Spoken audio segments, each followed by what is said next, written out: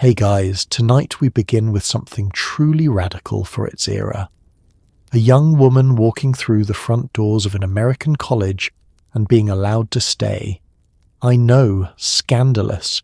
Forget the ivy-covered fantasy of tweed jackets and thoughtful debates under autumn leaves. For the first women let inside these hallowed halls, higher education was less about expanding your mind and more about proving you wouldn't faint, wilt, or accidentally ruin your entire reproductive future by reading too much geometry. Yes, that was a genuine fear people had, so before you get comfortable, take a moment to like the video and subscribe, but only if you actually enjoy what I do here. And a real, sincere thank you to the listener who suggested tonight's topic. Your ideas genuinely shape what gets made here, and this channel simply would not grow without you throwing these wonderful little sparks into my inbox. If you ever want to listen on the go, we're now on Spotify as well, and the link is sitting patiently in the description. And if you'd like a little more, membership is already available on the channel, which gives you access to 8 hours of ad-free video to drift off to, uninterrupted, whenever you like. Now dim the lights, switch on a fan for that soft background hum, get comfortable, and maybe stretch out the way a Victorian doctor would absolutely diagnose as unladylike. Let us pause for a second. Have you ever wondered what it felt like to be the very first woman in a room full of men who were convinced you did not belong there? Did these women really have to do the male students' laundry as part of their education? Was it true that a Harvard doctor thought studying would shrink your ovaries? Could you survive a curfew stricter than a maximum security prison, a corset tighter than your last mortgage, and a professor who addressed the room as gentleman while looking directly at you? Would you last a single semester being told that your headache was proof women simply were not built for algebra, and now, congratulations, you've just woken up in 1837 in a narrow dormitory bed in one of the first colleges in America to ever let a woman enroll. You have a mountain of chores, a corset laid out like a medieval trap, and roughly 40 men downstairs who are absolutely certain you are a mistake. Good luck. Before you can suffer through a single lecture, you first have to be admitted, and this is roughly as easy as convincing a suspicious town you're not a witch. It is 1837, and the very idea of a woman in a college classroom makes grown men clutch their chests and mutter about the collapse of civilization. You're not applying for an education so much as applying to be an experiment, one that half the faculty is quietly hoping will fail. Your first obstacle is simply finding a school that will consider you at all. The vast majority of colleges have a policy on women that is elegant in its simplicity. Absolutely not. A rare few, like Oberlin, crack the door open, and even then the opening is narrow and comes with conditions attached like barnacles. You're not being welcomed. You're being permitted, which is a very different and much colder thing. Then there is your family to persuade, which can be harder than persuading the college. A daughter who wants to study is treated a bit like a daughter who wants to join the circus. Relatives fret about the expense, the scandal, and the terrifying prospect that you might return home with opinions. Somewhere, an aunt is fanning herself and predicting doom. Somewhere else, a neighbour is already whispering. You must also prove your moral character, because heaven forbid an unvirtuous woman learn to read a map. Letters of reference are required, vouching that you are pious, obedient, and unlikely to cause a disturbance. It is like applying for a mortgage today, except instead of your credit score, they're evaluating your soul, and the interest rate is judgment. The entrance requirements themselves are a strange mix of demanding and insulting. You may need Latin, arithmetic, and a solid grasp of grammar. standards high enough to keep you working for months. Yet the whole time, the unspoken message hums beneath everything. We expect you to fall short, and we've prepared a comfortable little "I told you so" for the occasion. Money, of course, hovers over all of it. Scholarships for women are about as common as unicorns, so your family must pay, and paying to educate a daughter strikes many people as pouring good coins into a bottomless well. Every dollar spent on you is a dollar not spent on a dowry, and this arithmetic is performed out loud, at dinner, in front of you. If you somehow clear all of this, you receive your acceptance, and it arrives without confetti. No one throws you a party. No one is proud in the uncomplicated way they would be proud of a son. Instead, you get a letter, a list of rules longer than the letter, and the distinct sense that you have signed up for something nobody around you fully approves of. And yet, tucked beneath all the dread, there is a spark. You know, in the quiet, stubborn part of yourself, that walking through that door means something, even if the world refuses to admit it yet. You're not just a name on a ledger. You're a foot wedged into a doorway that generations of women have been standing outside of, waiting. So you pack your trunk, tighten your resolve, and prepare to be a test case for whether your entire sex deserves a chalkboard. It is a heavy thing to carry into a classroom. The men who enrolled beside you carried only textbooks. You're carrying the verdict on all women, no pressure. The bell rings before dawn, because apparently the people who invented higher education for women also decided sleep was a luxury reserved for the future. You blink awake in a cramped room in the ladies' wing, a section of the building sealed off from the male students as thoroughly as a bank vault. Your day has not started yet, and already there are rules about which staircase you may use, which door you may exit, and how many feet of hallway you're permitted to occupy at once. The room itself is modest to the point of monastic. There is a narrow bed, a wash basin, a small desk, and just enough space to remind you that comfort was not part of the budget. If you're lucky, you have a roommate, another woman navigating the same absurdity, which means you at least have one person who understands the particular exhaustion of being watched all day. If you are unlucky, you have the silence and the cold floor. Your morning wash is a brisk affair because hot water is a rumour and privacy is a myth. The pitcher water is cold enough to make you gasp, which the era would probably describe as invigorating and character building. You splash your face, tidy your hair into something the matron will approve of, and steel yourself for the elaborate ordeal of getting dressed, which we will get to, and which deserves its own dramatic warning. The ladies' wing operates like a small, strict kingdom with its own borders. There are doors you may not pass through, corridors reserved for men, and an invisible line running through the building that you cross at your peril. The architecture itself has been enlisted to keep you separated, as though a shared hallway might spontaneously combust into scandal. You learn the map of permitted spaces quickly, because forgetting it is not an option. Presiding over all of this is the matron, a woman whose entire purpose is to ensure that nothing improper ever happens. She keeps track of comings and goings with the diligence of a border guard and the suspicion of a customs official who has caught smugglers before. Nothing escapes her. A late return, a whispered conversation, a lamp burning too long, all of it is noted and remembered.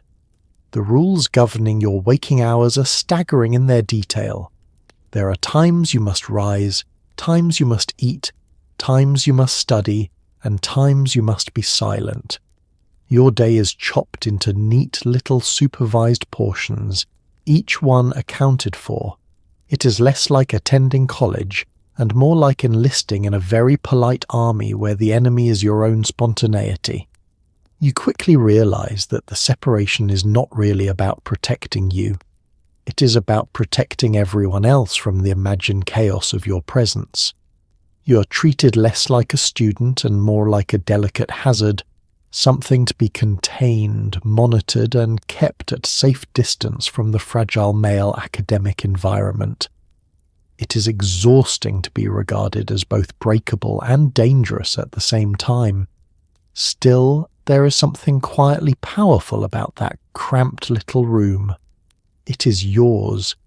It is a space where you sleep, study, dream, and occasionally rage into your pillow about the sheer ridiculousness of it all. Within these walls, small and watched as they are, you're becoming something the world was not ready for. So you make your bed with military corners, because someone will inspect it, and you step out into the hallway to begin another day of proving your worth. The bell is rung, the kingdom of rules is awake, and you, improbably, are still here. Let us talk about getting dressed, which in your era is less an act of clothing and more an act of controlled self-endangerment. Before you can conquer the world of academia, you must first be laced into a corset so tight it rearranges your internal organs like furniture. It is the 1800s version of shapewear, except it can crack a rib, and somehow this is considered the sensible attire for a woman who will spend her day thinking hard thoughts.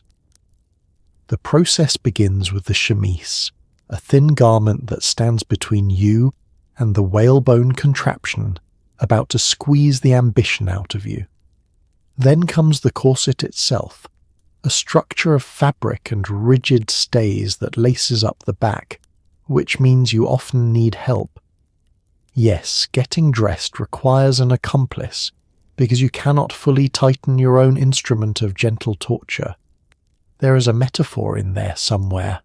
Once laced, the corset does its work by cinching your waist into a shape nature never intended. Ribs shift. Breathing becomes a shallow, careful negotiation. That grand, deep breath you take before doing something brave is simply not available to you. You get little sips of air, which is a peculiar handicap for a person about to sit through an hour of Latin recitation. The health consequences are exactly as delightful as you would imagine. Prolonged corset wearing can weaken the muscles of your torso, compress your organs, and leave you prone to fainting, which the era then cheerfully interprets as proof of feminine frailty. It is a perfect closed loop of nonsense. They lace you into something that makes you faint, then point to your fainting as evidence you're too delicate for the world. Layered on top of the corset is the rest of the ensemble, and there is a lot of it. Petticoats, skirts, and yards upon yards of heavy fabric pile onto your frame until you're wearing what feels like a small tent with sleeves. Walking becomes a managed effort. Sitting requires strategy. Climbing the stairs to your lecture hall turns into a minor athletic event, performed while unable to fully inhale. Now consider that you are expected to do all of this while remaining graceful, composed, and pleasant. Complaining is unladylike. Sweating is unladylike. Loosening your laces for comfort is scandalous and possibly a moral failing. So you glide through your day pretending that you're perfectly comfortable, which is its own kind of intellectual exercise, one they do not give you credit for. The whole arrangement is a marvellous contradiction. You've been admitted to college to develop your mind and simultaneously bound into an outfit that restricts your body, your breath, and your movement. It is as if the world could tolerate the idea of an educated woman only so long as she could barely stand upright. Free the brain, cage the ribs. A few brave souls begin to question all this.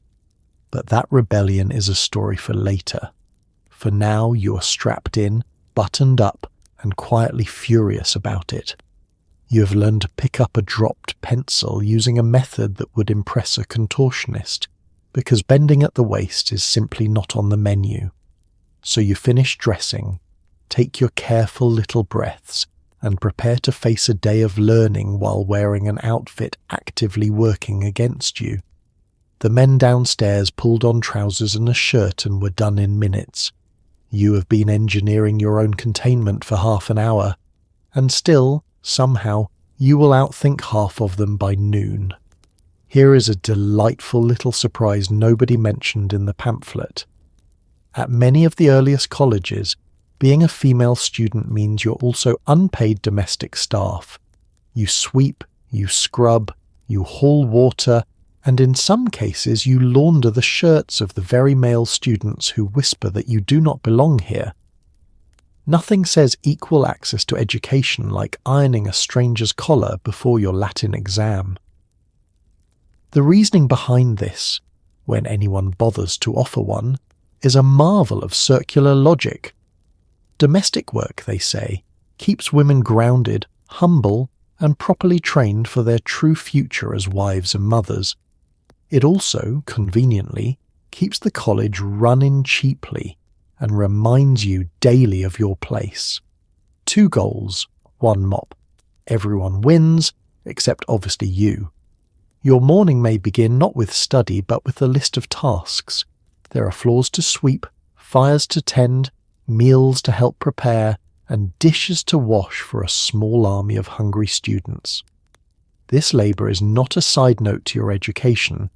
It is often a formal condition of it, woven into the schedule as firmly as any lecture, and skipping it is not a choice you get to make. The physical toll is real. Hauling water is heavy work, especially when performed in a corset that already objects to the mere act of breathing. Scrubbing leaves your hands raw. Laundry in this era is a grueling, hours-long ordeal involving boiling water, harsh soap, and enough wringing and lifting to qualify as strength training, if only anyone would admit that women were capable of strength. Then there is the particular indignity of serving the male students. Some of these young men treat your presence in the college as an affront to nature, right up until their shirts need washing, at which point your presence becomes remarkably convenient. You launder the clothes of boys who will not meet your eyes in the hallway. The irony is thick enough to spread on toast. Meanwhile, the actual studying still has to happen, somehow, in the hours left over. After a morning of labour that would make a modern gym enthusiast weep, you sit down to wrestle with grammar, mathematics, and philosophy. Your body is tired, your hands ache, and you're expected to perform at the same level as classmates who spent the morning simply waking up at a reasonable hour. The genius cruelty of the system is that it sets you up to struggle and then blames you for struggling. If exhaustion dulls your work, that becomes proof that women cannot handle rigorous study, rather than proof that no one can excel while running a household before breakfast. You're handed a heavier load and then judged for not sprinting. And yet, you do it. You develop a stubborn efficiency, a way of moving through chores that leaves you just enough energy to think. You memorize verb conjugations while scrubbing pots. You rehearse arguments in your head while hanging wet linens. Your education becomes something you seize in the gaps, defended fiercely against everything trying to crowd it out. So you finish your chores, wipe your hands, and open your books with the quiet defiance of someone who refuses to be worn down. You came here to learn, and you will learn, even if you have to do it with sore arms and a scrub brush still drying by the door. The men will never know how much you accomplish before they even sat up in bed. It is time to eat, and even this is a supervised event. You file into a dining hall where every bite is watched, every posture is judged, and a matron hovers nearby like a very stern seasoning. The food is plain, the portions are modest, and the conversation is monitored to ensure no dangerous ideas or unapproved flirtations slip out between the porridge and the weak tea. The meal itself is a study in restraint. Breakfast is likely bread, porridge, perhaps some butter if the budget and the season allow. This is not a place of indulgence. Rich or exciting food is viewed with suspicion, as though a hearty sausage might overstimulate your delicate constitution and send you into a fit of unladylike enthusiasm. You eat simply, because simplicity is considered morally superior and also cheaper. Seating is arranged with the precision of a diplomatic summit. Women sit with women, often at a separate table or in a separate area entirely, safely quarantined from the male students. The physical distance is meant to prevent any interaction that might blossom into something scandalous, like a conversation. You could be seated 15 feet from a young man, and it might as well be 15 miles. Your manners are under constant evaluation. How you hold your fork, how upright you sit, how quietly you chew. All of it is observed and silently graded. Eating too quickly suggests a lack of refinement. Eating too heartily suggests appetites best left unmentioned. You navigate the meal like a performance, aware that any lapse could become a small mark against not just you, but your entire experimental sex. Conversation, such as it is, stays firmly within approved boundaries, light-hearted, modest, and above all, quiet. Loud laughter draws frowns, passionate debate draws alarm. The kind of animated intellectual sparring that the male students enjoy freely is, for you, a risk. You learn to keep your sharpest thoughts folded away until you are somewhere less watched, which is nowhere, so you simply learn to keep them folded. The matron presides over all of it, a figure of quiet authority whose gaze seems to reach every corner of the room. She is not cruel, necessarily, but she is thorough. Her job is to maintain order and decorum, and she performs it with the unblinking dedication of someone who genuinely believes the moral fate of the nation rests on whether you dab your mouth properly. There is a strange loneliness to eating this way. A meal should be a moment of ease, a small break in the day. Instead, it is another arena where you must prove yourself acceptable. Even nourishment comes with conditions. You fuel your body for a demanding day while being reminded bite by bite that your presence here is tolerated rather than celebrated.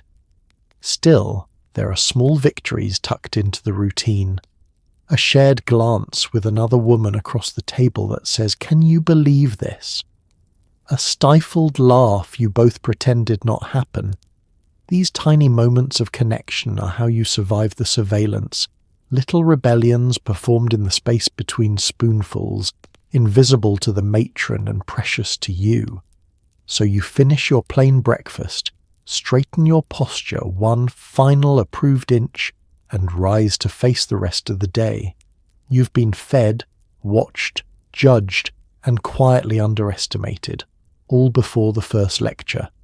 And yet you walk out of that dining hall carrying something they cannot monitor or measure, the private, stubborn certainty that you belong here. Getting to the lecture hall should be simple, but nothing about your life is simple. You must take the approved route, enter through the approved door, and often sit in an approved section walled off from the men, sometimes literally behind a curtain or a screen. Imagine paying tuition to attend a class you're only allowed to hear through a partition, like a very academic confession booth. The journey begins with geography, specifically the strict map of where your feet are permitted to tread. Certain paths across campus are reserved for men, and you must plot a course that avoids them, the way a cautious traveller avoids a toll road. Your route may be longer, less direct, and pointedly separate, all to ensure that you and the male students do not accidentally arrive at a door at the same time. The doors themselves are a matter of policy. You may have a designated entrance, distinct from the one the men use, so that your comings and goings can be tracked and kept apart from theirs. It is a small thing, a door, and yet it carries a heavy message. Even the threshold you cross is chosen for you, a reminder that your access is conditional and carefully managed. Once inside, the seating arrangement often reaches new heights of absurdity. In some places you are seated in a separate section. In others, you are placed behind a physical barrier, a curtain or a screen, so that you can hear the lecture without being fully seen or, presumably, without distracting anyone with the shocking fact of your existence. You attend class as a kind of educated ghost. Think about the strangeness of that for a moment. You have fought your way into higher education, endured the chores and the rules and the corset, and your reward is to absorb knowledge through a piece of fabric. You strain to hear the professor. You cannot always see the board. You are present and excluded at the same time, a contradiction you are apparently expected not to notice. The walk and the barrier together send a clear message. You may learn, but you must not intrude. Your education is to be conducted as quietly and invisibly as possible, tucked into the margins of a space built for someone else. You are a guest who's been told, repeatedly and in many small ways, not to make yourself too comfortable. There is a physical vulnerability to these journeys as well. Moving through spaces where you are unwelcome means running a low, steady gauntlet of stares, comments, and the occasional deliberate obstacle. You keep your eyes forward and your pace steady, having learned that the safest way through is to give no one the satisfaction of a reaction. It is a skill no one should have to master on the way to arithmetic, and yet every single day you make the walk. You take the long route, enter the assigned door, and settle into your partitioned seat, and you listen with everything you have. If they will only let knowledge reach you through a curtain, then you will press your ear to that curtain and take every word. They cannot wall off your understanding, however hard the architecture tries. So you gather your books, square your shoulders, and begin the strange daily pilgrimage to a classroom that was never designed to hold you. The barrier is real, the distance is deliberate, and the message is unmistakable. But so is your attendance. You are here behind the screen, learning anyway, and no partition ever built can quite manage to keep out a determined mind. You finally reach the lecture, and the room goes quiet in that special way that means everyone noticed you. The professor clears his throat and addresses the class as gentlemen, apparently forgetting the entire reason your presence is historic.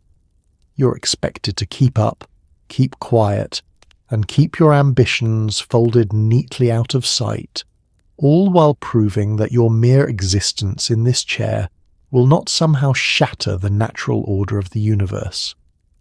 The silence when you enter is its own kind of pressure. It is not the silence of respect but of surprise, the collective pause of a room recalibrating to include a body it was not built for. Heads turn, whispers ripple. You take your seat with the practiced calm of someone who has decided in advance not to give them a show. Your heartbeat, however, has not received that memo. The professor's greeting stings in its casual thoughtlessness. "Gentlemen," he says, as though you are a smudge on the roster rather than a paying, working, striving student. It is a small erasure, repeated daily, and its very smallness is what makes it land. He is not being cruel, he simply does not see you, or has decided it is easier not to. Both feel roughly the same from your seat. The academic expectations placed on you are cruelly higher than those placed on the men. A male student may coast, doze or stumble through an answer without anyone questioning the intellectual capacity of his entire sex. You do not have that luxury. A single wrong answer from you becomes evidence, filed away by anyone eager to conclude that women simply cannot manage serious study. You carry a burden of representation with every raised hand. So you prepare relentlessly. You read more, review more, and double-check your work because the margin for error you are granted is essentially non-existent. When you do speak, it must be correct, composed, and unremarkable enough not to seem like showing off, yet impressive enough to justify your seat. Threading that needle every day is exhausting in a way your classmates will never comprehend. The social atmosphere of the room is its own daily weather. Some men ignore you with theatrical dedication. Others watch for you to fail. A few, perhaps, are quietly rooting for you, but even they rarely say so out loud because association with the experiment carries its own social cost. You learn to read the room the way a sailor reads the sky, alert to shifts that could turn against you, and still you keep up. You follow the arguments, take your notes, and grasp the material as firmly as anyone in the room, often more so because you cannot afford not to. There is a fierce satisfaction in understanding something quickly and completely, in knowing, privately, that you have mastered a point the muttering boy beside you has not. You savour it silently because celebrating would be unladylike. The professor may never call your name, but you answer his questions in your own head, correctly, again and again, building a quiet confidence that no amount of being overlooked can erode. You're learning not just the subject but the harder lesson beneath it. How to hold your own worth steady in a room determined to overlook it. That skill will serve you long after the lecture ends. So you sit among the 40 who were expected and the one who was not, and you take in every word of a lecture delivered as though you were not there. You are there, you are keeping up, and then some. And when the class ends and the gentlemen file out, you gather your notes with the private knowledge that the experiment they were so sure would fail is quietly and stubbornly succeeding. Now let us discuss the medical establishment, which has taken a bold and confident stance that education is physically hazardous to women. Respected doctors argue in respected books that if you use your brain too much, your body will divert its precious energy away from your reproductive organs, dooming you to illness and infertility. Yes, the genuine scientific theory of the day is that studying trigonometry could in effect break your uterus. The theory rests on a charmingly grim idea about energy. The human body, they claim, has only a limited supply of vital force, and any drawn upward to fuel the brain is stolen from the organs below.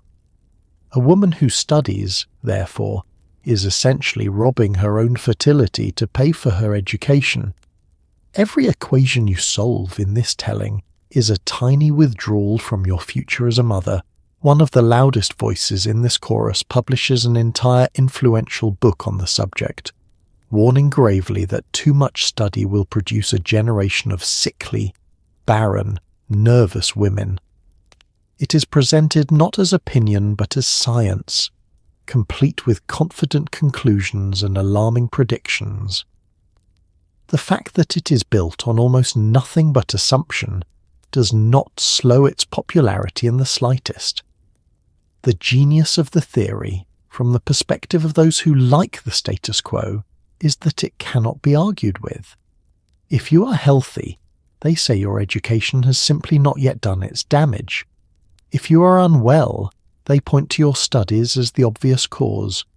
Your body becomes a courtroom in which you're always guilty, and the verdict was written before you enrolled.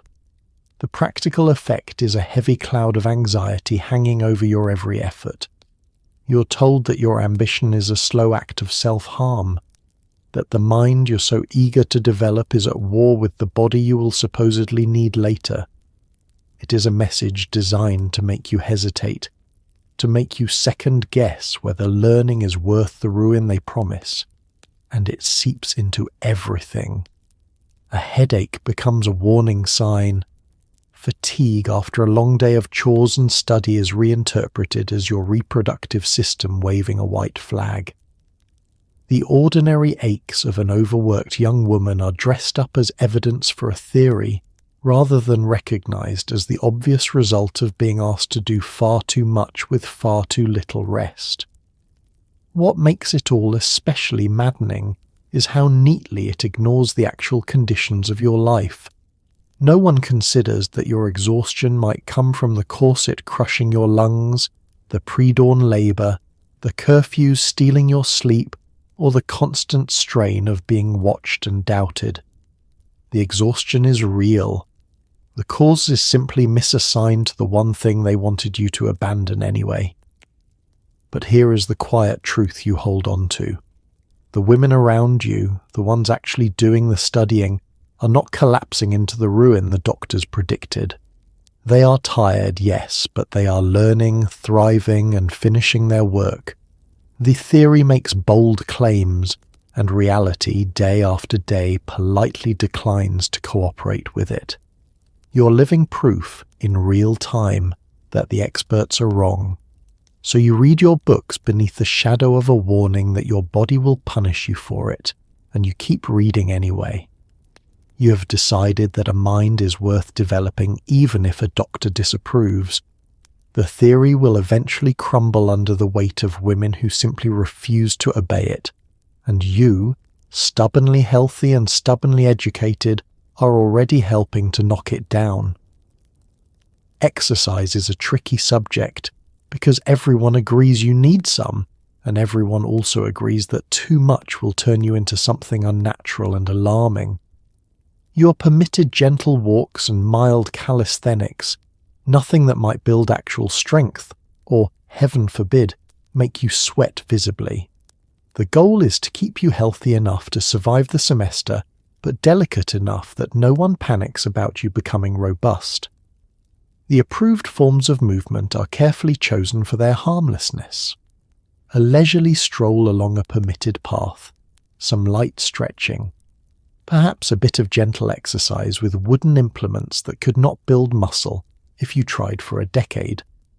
The whole point is to promote a vague, decorative sort of health, the kind that keeps your cheeks pleasantly pink without any risk of you developing an actual bicep.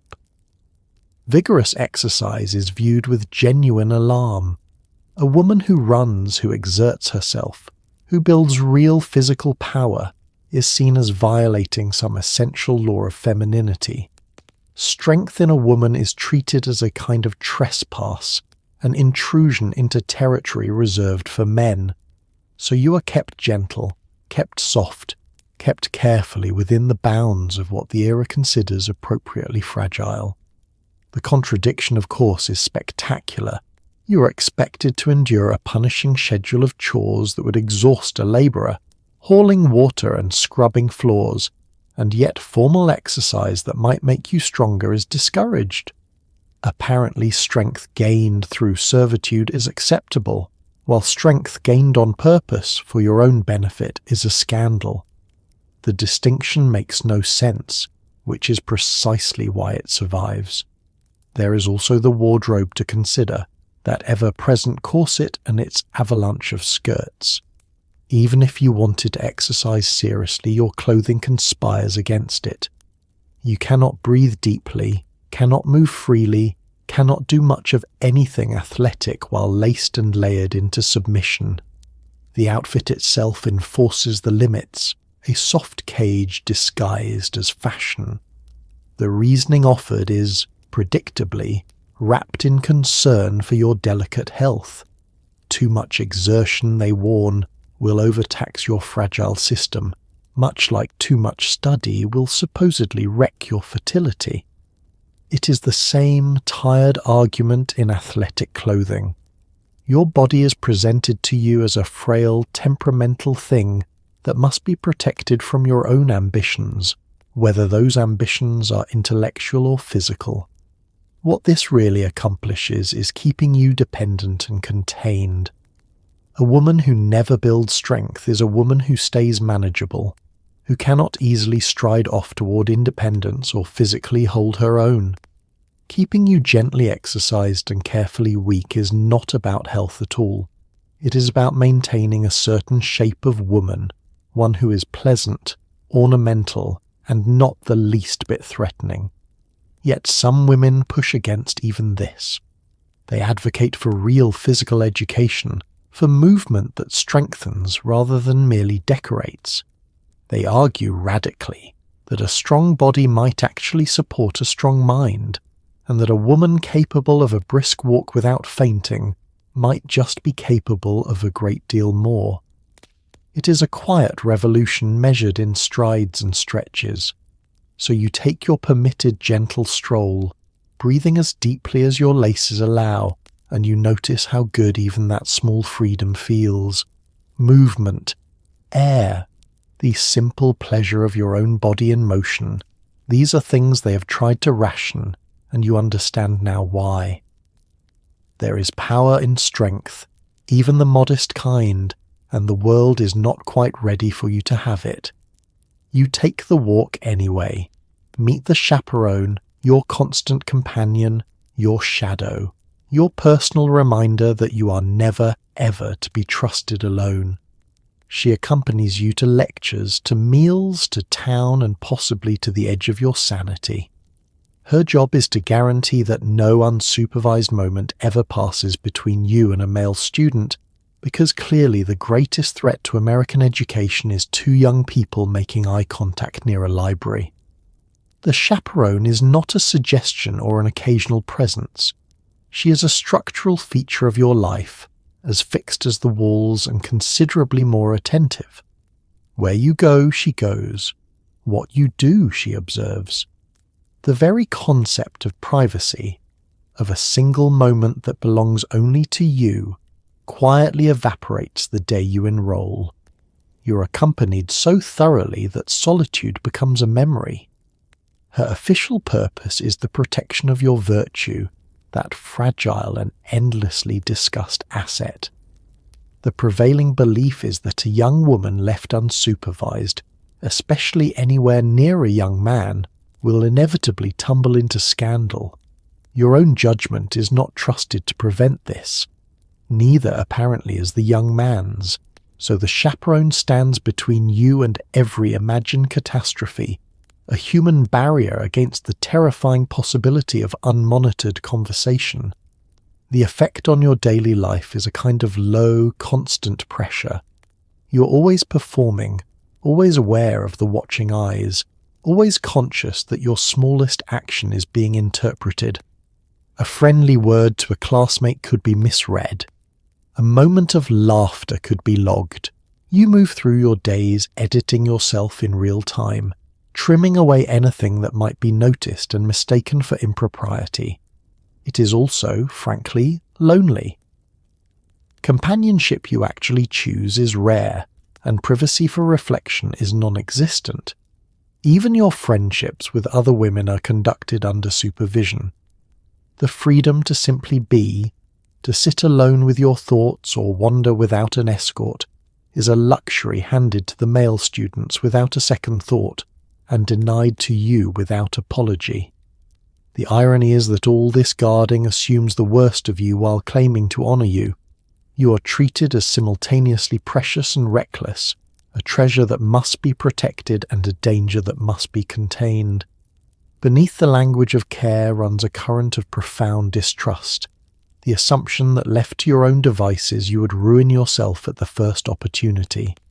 It is an insult wrapped in the appearance of concern.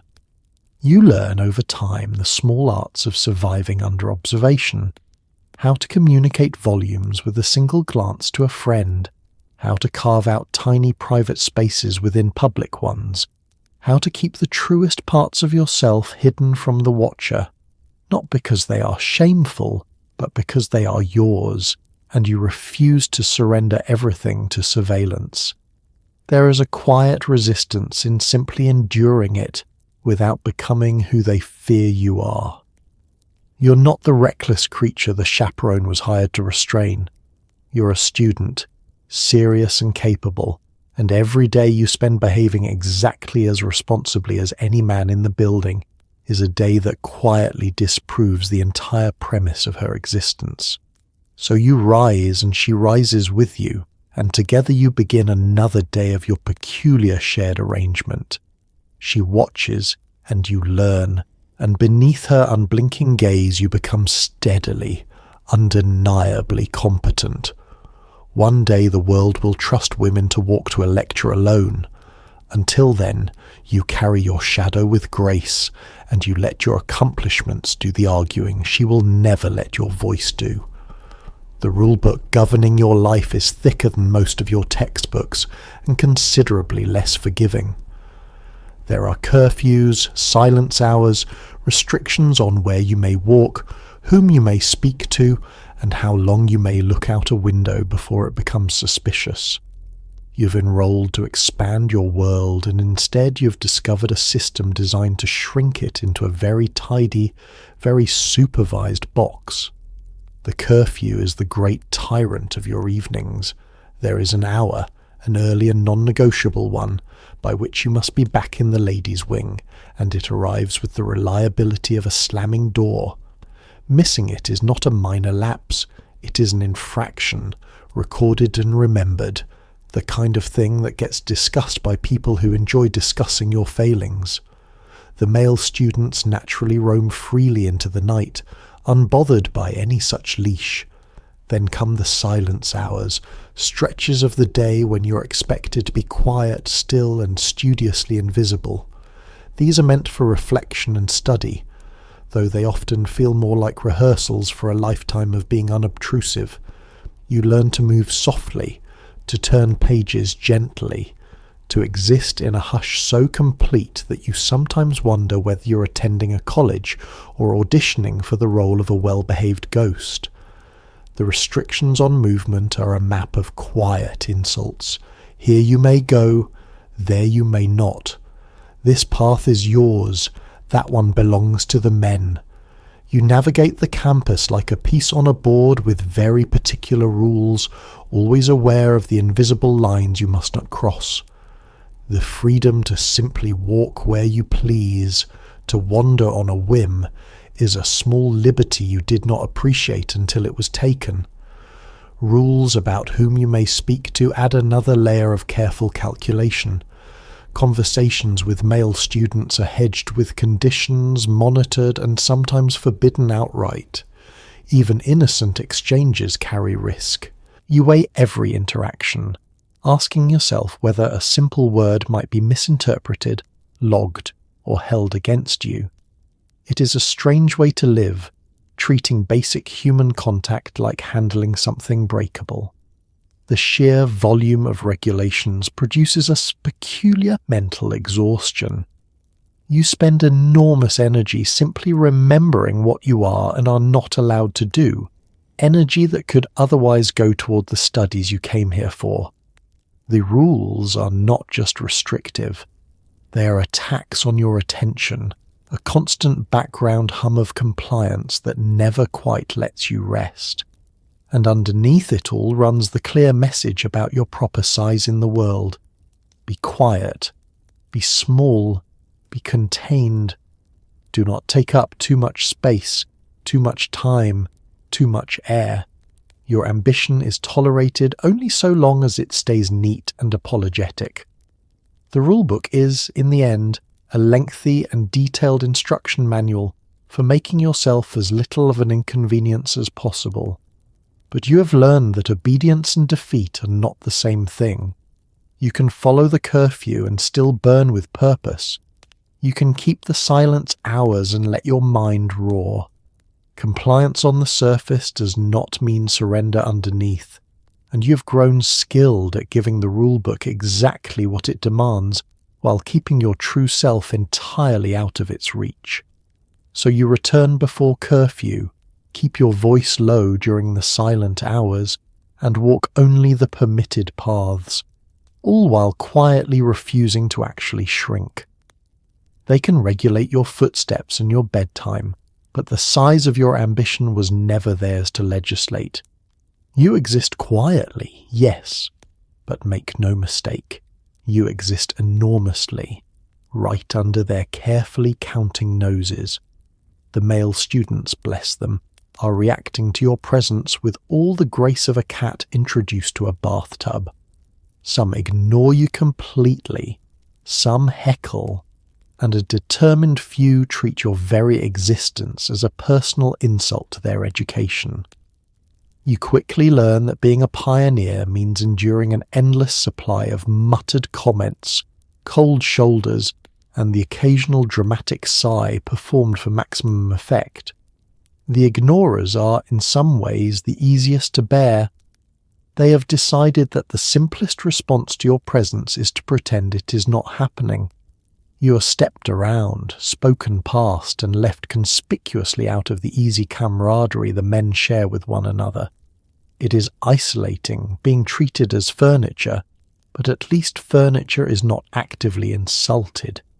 You take the small mercies where you find them. The hecklers are a different species of nuisance. These are the ones who mutter as you pass, who offer unsolicited opinions about your intelligence, your appearance, or your business being there at all. They perform their disdain for an audience of their friends, hoping for a laugh. You learn to keep your expression perfectly neutral, denying them the reaction they are fishing for, which enrages them far more than any retort could. Then there are the ones who take your presence as a genuine affront, as though you personally arrived to steal something that was rightfully theirs. To them, the very idea of a woman succeeding in their classroom threatens some cherished notion of their own superiority. If you can do the work, then perhaps the work was never as impressive a proof of manly intellect as they believed, and this possibility clearly keeps a few of them up at night. The tactics they employ range from petty to genuinely obstructive. There are the whispered jokes, the exaggerated sighs when you answer a question, the pointed refusal to share notes or lend a hand. Occasionally something more deliberate, an attempt to make your path physically harder, to remind you that you are somewhere you were not invited. Each act is small, the accumulation is not. What sustains them, oddly, is fear dressed up as contempt. Their hostility is loudest precisely where they feel most threatened. A young man secure in his own worth does not need to spend energy mocking a classmate. The ones who fuss the hardest are the ones most rattled by the quiet possibility that you might be their equal, or worse, from their perspective, they're better. You develop a thick skin, though not by choice. Every muttered comment that fails to move you is a small victory. Every cold shoulder you meet with steady indifference chips away at its power. You cannot change their behavior, so you change your relationship to it, refusing to let their smallness dictate the size of your day. It is armor you would rather not have needed, but you wear it well. And here and there, quietly, you find exceptions. A young man who nods at your correct answer, one who treats you simply as a fellow student. These moments are rare enough to be startling and precious enough to remember. They hint at a future in which your presence in a classroom will not require anyone to be brave, a future you're helping to build with every day you endure. So you walk into the room full of boys who wish you were not there, and you take your seat with the calm of someone who has decided their disapproval is a problem they will have to solve for themselves.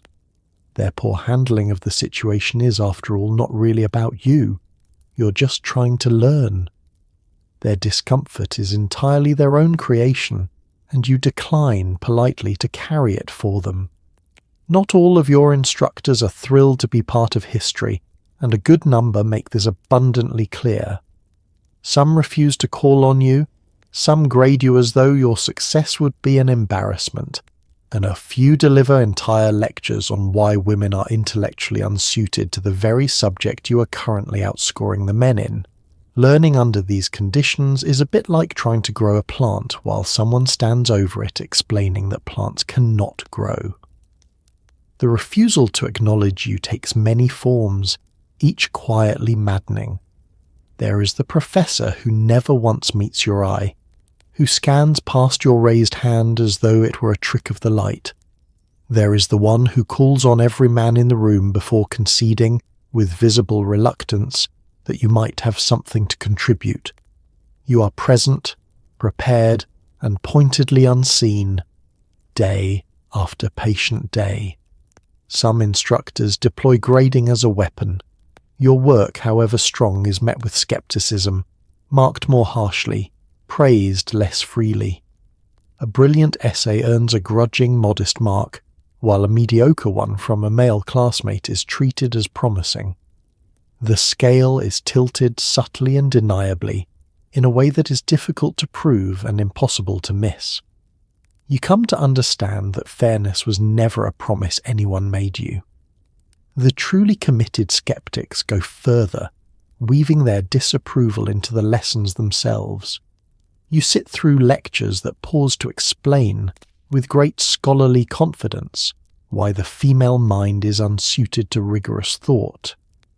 You listen to a man expound on your incapacity while holding in your own notebook proof of the opposite. The absurdity is so complete it would be funny if it were not aimed directly at you. The effect of all this is a strange and heavy weight. Learning is hard enough without the person meant to teach you actively hoping you fail.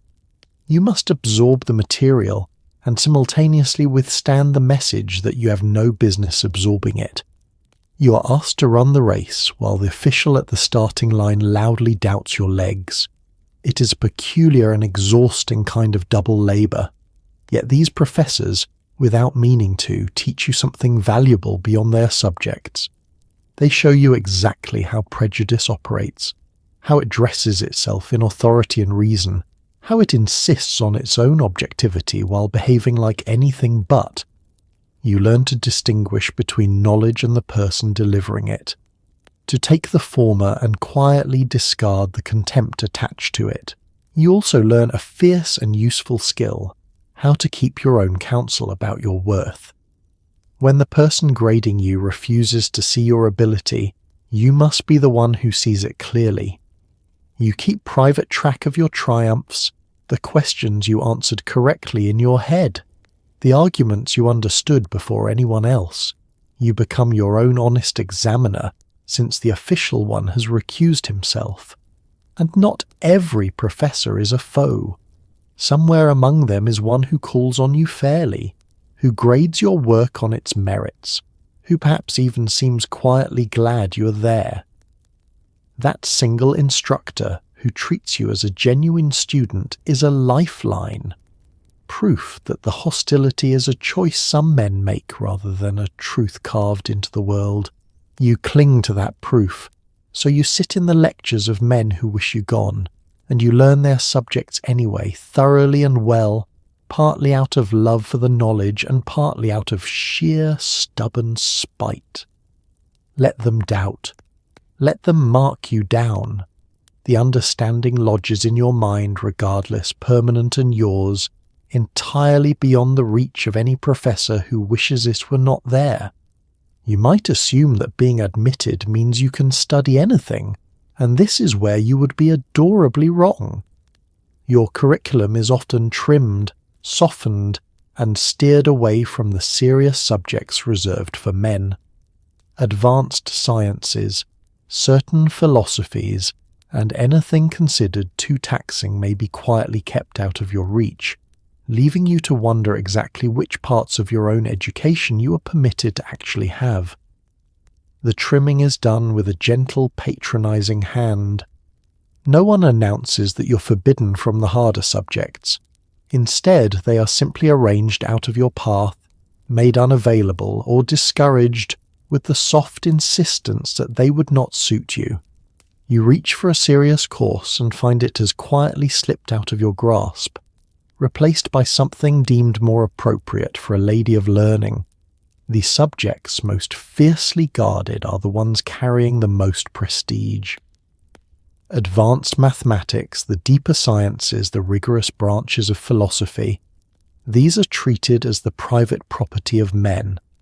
To let a woman into them would be to admit she might master them, and mastery would upset the comfortable belief that these fields require a specifically masculine mind. So the doors are left closed, politely but firmly. In their place, you are offered a diet of the acceptable, subjects considered suitably refined, sufficiently mild, unlikely to overtax the delicate constitution everyone keeps worrying about. There is an implication, never quite spoken, that your education should decorate you rather than empower you, that it should produce a cultured wife rather than a capable rival. You're being furnished, not forged. The frustration of this is exquisite.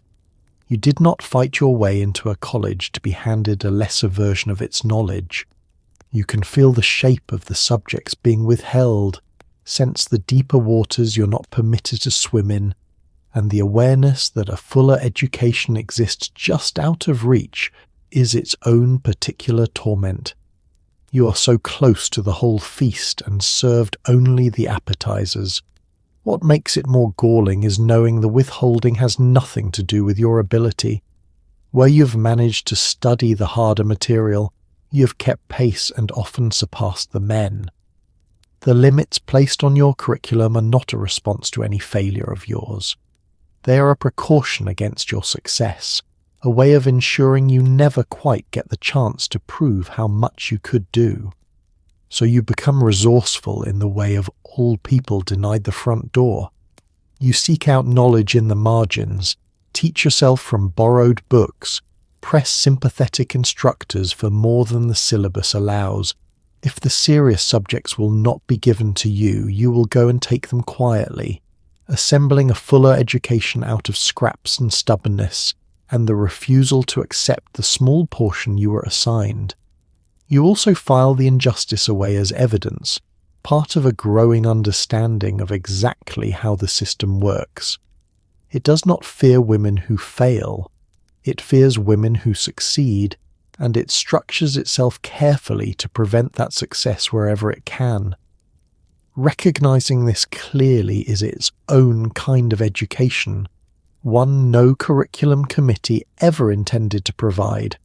So you accept the trimmed course of study you're offered, and then you go looking for everything they left off the list. The official curriculum is theirs to control. The reach of your own curiosity is not. You will learn what they permit and a great deal that they do not, building in the dark a mind far larger than the modest one they were prepared to allow you. As the years roll on, a clever compromise emerges for calming nervous critics. If women insist on being educated, the reasoning goes, then let them be educated in how to run a household. Suddenly there are respectable new courses in cooking, sewing, and household management, dressed up in academic robes and called domestic science. You came for the classics and are being gently redirected toward the pantry. The appeal of this compromise, for the anxious, is obvious. It allows the alarming trend of educated women to be channeled into something safe and familiar. A woman who studies the running of a home is not threatening anyone's job, upsetting anyone's assumptions, or wandering into fields men would prefer to keep. She's simply being trained, with academic polish, for the role everyone already expected her to play. The subjects themselves are recast with impressive seriousness.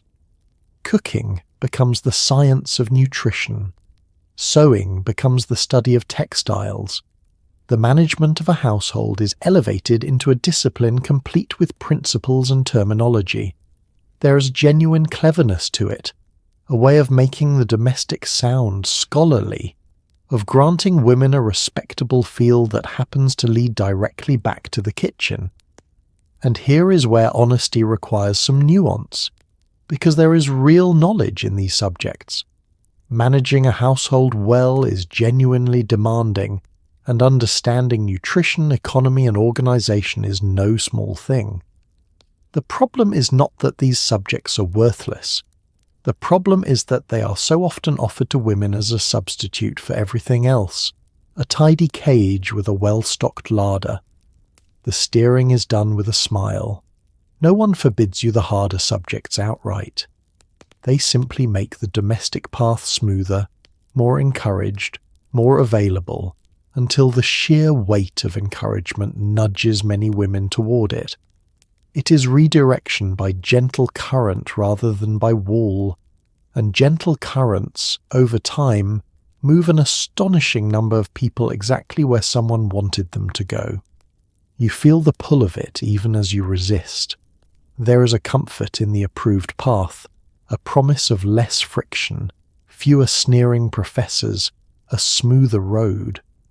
Choosing instead to keep reaching for the fuller education means choosing the harder way, the way with more resistance and less applause. The domestic path is paved and lit. The one you want is neither. What troubles you most is the assumption folded into the whole arrangement that a woman's education should aim, ultimately, at serving others in a home. The idea that you might learn for your own sake toward your own ambitions is quietly absent from the domestic science pitch. Your education is framed as preparation for a role, never as a possession that is simply and entirely yours. Yet you also see, with time, how even this compromise cracks a door open. Women admitted for domestic science still learn to think, to study, to reason. Knowledge has a way of refusing to stay in its assigned box. A mind trained on the chemistry of cooking is still a trained mind, and trained minds have a habit of turning eventually toward larger questions than the ones they were handed. So you regard the great push toward domestic science with clear eyes, taking whatever genuine knowledge it offers while declining to let it become the boundary of your ambitions. The pantry is a fine place to understand and a poor place to be confined. You will learn what is useful, discard what is limiting, and keep pressing quietly toward the wider education they keep hoping you will forget you ever wanted. Money is a quiet, constant worry humming beneath everything. Attending college is expensive. Scholarships for women are scarce. And many families see educating a daughter as a baffling waste of good marriage years. You may find yourself teaching, sewing, or working long hours just to afford the privilege of being told daily that you should not be here. The tuition is steep and the emotional interest rate is worse. The financial burden begins with the simple fact that someone has to pay and that someone is rarely eager. Families that would spend freely on a son's education balk at the same expense for a daughter, viewing it as money that yields no return. A son's degree is an investment. A daughter's is regarded as an indulgence at best and a squandering of dowry funds at worst. The arithmetic is cold and openly discussed. Scholarships, that lifeline available to promising young men, are for you a near mirage. The funds set aside to lift talented students upward are seldom made available to women, on the reasoning that educating you leads nowhere worth funding. You watch resources flow toward male classmates of no greater ability and understand that the door to assistance has been quietly bolted before you reached it. So, you work. You take on teaching, tutoring, sewing, whatever respectable labour can be squeezed into the margins of an already overloaded schedule. Your days, already crowded with chores and study, expand to include earning your own way. Rest becomes a theoretical concept. Sleep is rationed. You're running a household, attending a college, and holding a job all at once, and doing all three while corseted. The physical exhaustion of this arrangement is genuine and relentless. There is a particular tiredness that comes from never having enough hours, from ending each day with more still undone, from knowing tomorrow demands the same. You carry it in your shoulders and behind your eyes, and you carry it silently, because complaint would only feed the chorus insisting women cannot manage such a life. Beneath the money worries runs the deeper, heavier cost, the emotional one. To pursue this education, many of you must endure the disapproval and sometimes the outright shame of the people whose approval you most crave. A family that considers your ambition an embarrassment does not offer much comfort. You pay not only in coins, but in the ache of striving towards something your own loved ones wish you would abandon. There is loneliness in bearing a cost no one acknowledges. The men around you struggle too, but their struggle is honoured, understood, expected. Yours is treated as self-inflicted, a difficulty you brought upon yourself by wanting something unwomanly. You bear the same burdens as any struggling student, plus the extra weight of being told, endlessly, that you deserve them for daring to want. And yet you keep paying, because you have decided the thing you are buying is worth every miserable installment. An education, once earned, cannot be repossessed. The knowledge you scrape together through overwork and sacrifice becomes permanently yours, immune to the disapproval and the empty scholarship funds and the relatives shaking their heads. You are purchasing something that will outlast every hardship of acquiring it. So you teach your lessons, stitch your seams, and stay up over your books long after the household is quieted, paying the steep price of being first in every currency the world demands. It is a heavy bill, financial and emotional both, and you meet it without applause. But you meet it, and every payment you make lowers the cost just slightly for the woman who will come after you. Here is one of the sharpest indignities of all. You may study for years, top your class, and write brilliant work, only to be forbidden from reading your own essay aloud at your own commencement. A man will read it for you because a woman speaking in public is considered improper, immodest, and vaguely threatening. You have earned the words but not the permission to say them. The rule against a woman's public voice runs deep and wide through your era. It is not merely a college quirk. Across society, a woman speaking before an audience, especially a mixed one, is regarded as a breach of decorum verging on the scandalous. To raise your voice in a public hall is to step outside the boundaries drawn around your sex, and those boundaries are patrolled with surprising vigilance. So the arrangement at commencement is a masterpiece of contradiction. Your work is deemed worthy of honour, worthy of presentation, worthy of the assembled crowd's attention.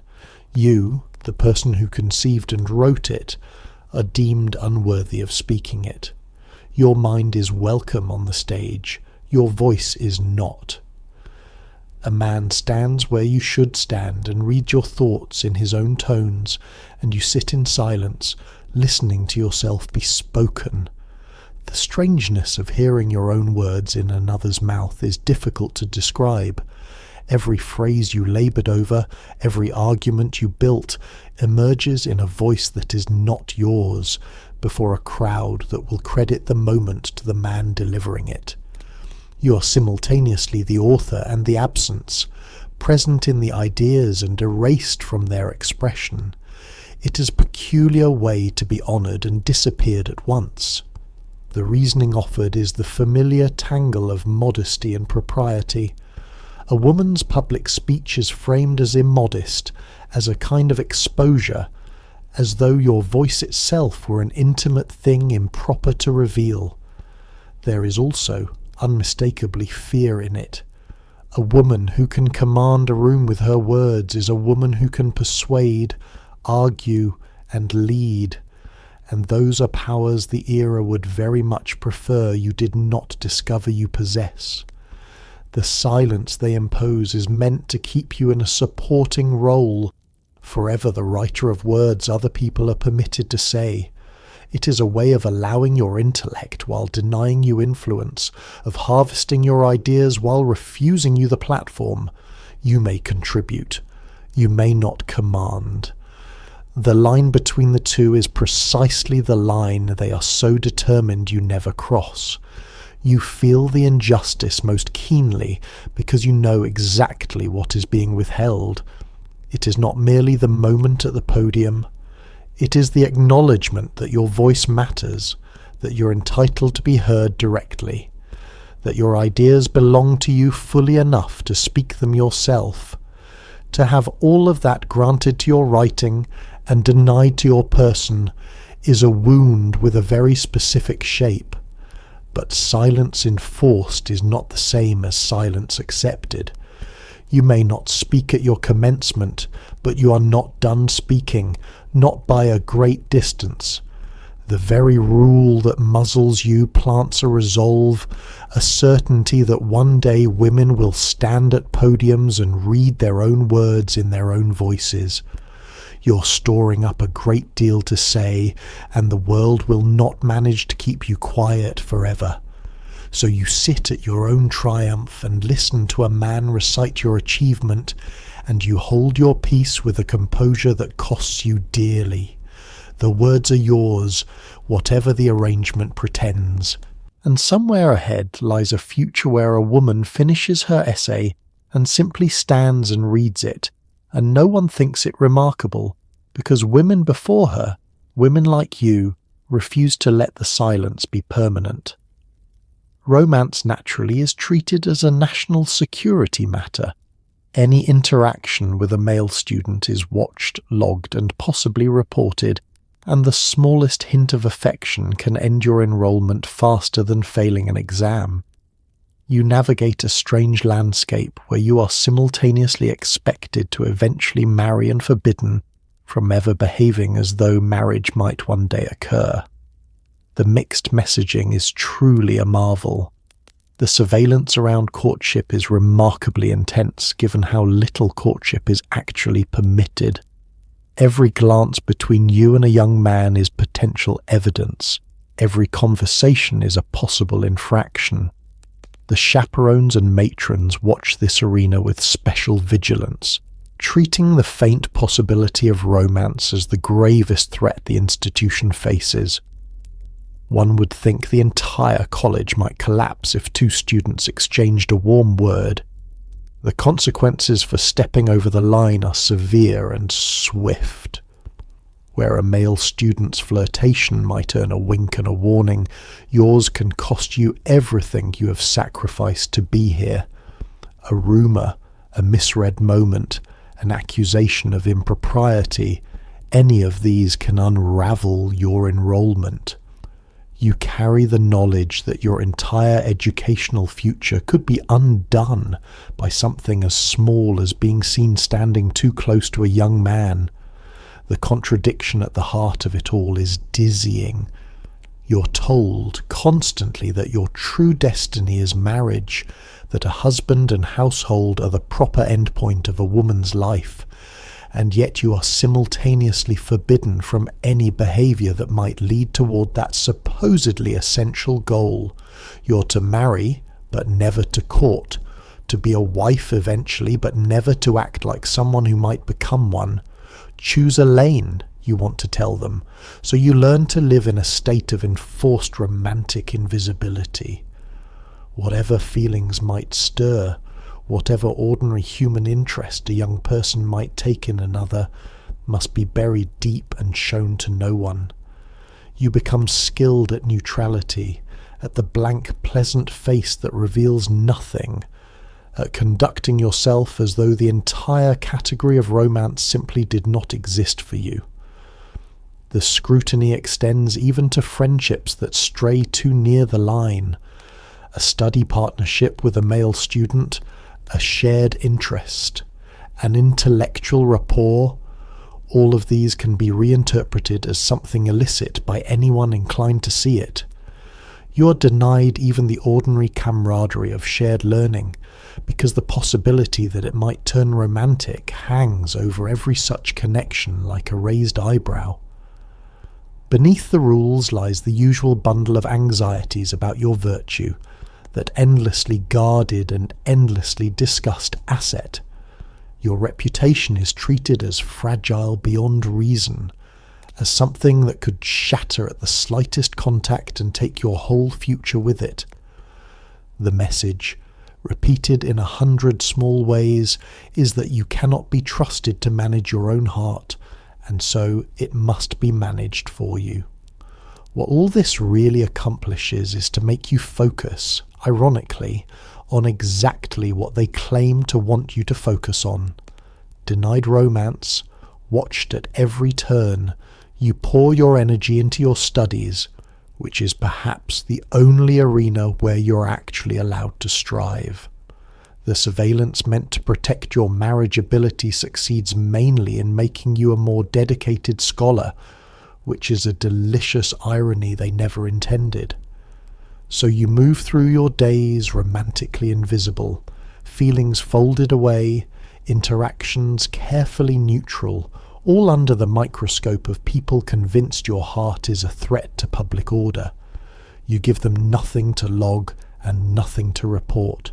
And you notice with private amusement that in trying so hard to keep you from love, they have left you with little to do but learn, which was, after all, why you came. A quiet rebellion is stirring in the wardrobe. A few daring women begin questioning why they must be strangled by corsets and buried under yards of heavy fabric simply to attend a lecture. Talk of dress reform, of looser garments, and even, gasp, trousers beneath a skirt, spreads like a delicious rumour. Wearing something you can actually breathe in becomes a genuinely radical political act. The logic behind reform is almost aggressively sensible, which is perhaps why it is so alarming to so many. If a woman is to study, to move about a campus, to live an active life of the mind, then why should she be laced into a garment that limits her breath and drains her strength? The reformers pose this obvious question, and the obviousness of it is exactly what makes the establishment so nervous. The proposed alternatives are by modern standards wildly modest, and by the standards of the day practically anarchy. Looser bodices that do not compress the ribs, lighter layers that do not exhaust the wearer.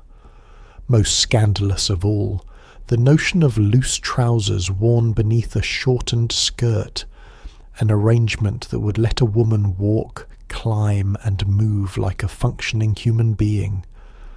The horror of it echoes through disapproving parlours everywhere. The reaction to these ideas is spectacularly out of proportion. Women who adopt reform dress are mocked, condemned, and treated as though comfortable clothing were a gateway to moral collapse. Critics warn that a woman who dresses for movement is a woman abandoning her femininity, blurring the sacred line between the sexes, unravelling the natural order at loosened lace at a time, over trousers, beneath a skirt. What the fierce backlash reveals is that the clothing was never really about the clothing. The corset and the mountain of fabric are not merely fashion. They're a system of control, a way of physically limiting what a woman can do while calling it modesty. To reform the dress is to threaten that control, and the establishment senses this instinctively even when it cannot quite say it aloud. For you, watching this rebellion unfold, the appeal is intensely practical. You know, in your compressed ribs and aching back, exactly how much the traditional dress costs you. The reformers are not asking for anything exotic. They are asking to breathe, to move, to conserve the energy currently spent simply enduring their clothes. The radicalism of the request is entirely a measure of how restricted you were to begin with. Adopting reform dress, or even openly supporting it, carries real risk. It marks you as a troublemaker, a woman with dangerous ideas, someone unwilling to accept the shape assigned to her. In an environment already primed to expel women for the slightest impropriety, choosing comfort over convention is a genuine act of courage, a small daily declaration that your body belongs to you and not to fashion, and that is the quiet power of it. Dress reform links the physical to the political, making visible the connection between how a woman is clothed and how she is confined. Every loosened lace is a tiny argument. Every comfortable garment is a statement that a woman's body is her own instrument, not an ornament to be bound and displayed. The rebellion is stitched literally into cloth. So you watch the reformers with admiration and a growing resolve, some of you joining them, others quietly cheering from within your traditional layers. The scandal of comfortable clothing is really the scandal of a woman deciding she has better uses for her breath than fainting decoratively. It is a small revolution, measured in inches of fabric, and it points, unmistakably, toward a much larger freedom coming down the road. Your education is not only academic, it is deeply, relentlessly moral. Religious instruction and stern lessons on virtue fill your schedule, all designed to ensure that learning does not accidentally turn you wicked. The underlying anxiety is that an educated woman might also become an independent one, so a heavy dose of piety is applied like a preventative ointment against the terrifying possibility of you thinking for yourself. The moral instruction is woven through everything, not confined to a single class but present as a constant atmosphere. There are religious observances to attend, sermons to absorb, and frequent reminders of the virtues a proper woman must embody. Humility, obedience, purity, and piety are pressed upon you with a diligence that suggests the faculty considers your soul to be in perpetual imminent danger. The particular fear driving all this is quite specific. It is not merely that you might sin in the ordinary ways, it is that education itself might corrupt you, might feed some dangerous appetite for independence, might lead you to question the roles and rules laid out for your life. Knowledge, they suspect, is a solvent, and they are determined to keep your obedience from dissolving in it. So the moral lessons function as a kind of counterweight. For every hour spent developing your mind, there is an hour spent reminding you of your place, your duties, your proper submission. It is as though they are trying to educate you and neutralize the education simultaneously, to fill your head with knowledge while ensuring that knowledge never inspires you to want anything they have not approved. The emphasis on purity carries its own heavy weight. Your virtue, that endlessly discussed asset, is treated as the center of your worth, more important than your intellect, your ability, or your ambitions. You are taught to guard it above all else, to understand yourself first as a vessel of moral cleanliness, and only secondarily as a thinking person. It is a strange ranking for an institution supposedly devoted to the mind. There is a not-so-subtle threat folded into the piety. To stray, to question, to become one of those alarming independent women, is framed not merely as a social error, but as a spiritual failing, a danger to your very soul. The stakes are raised to the eternal, so that your obedience becomes not just expected but sanctified, and your rebellion becomes not just improper but sinful. You come to see the machinery of it, though. The moral instruction is real, and some of it may even be sincere, but it also serves a purpose beyond the spiritual. It is a tool for keeping educated women manageable, for ensuring that the dangerous knowledge you acquire is wrapped so thickly in obligation and guilt that it can never quite propel you toward freedom. Piety here does double duty as a leash, and yet faith and thought are not truly enemies, however hard the arrangement tries to make virtue and independence seem opposed.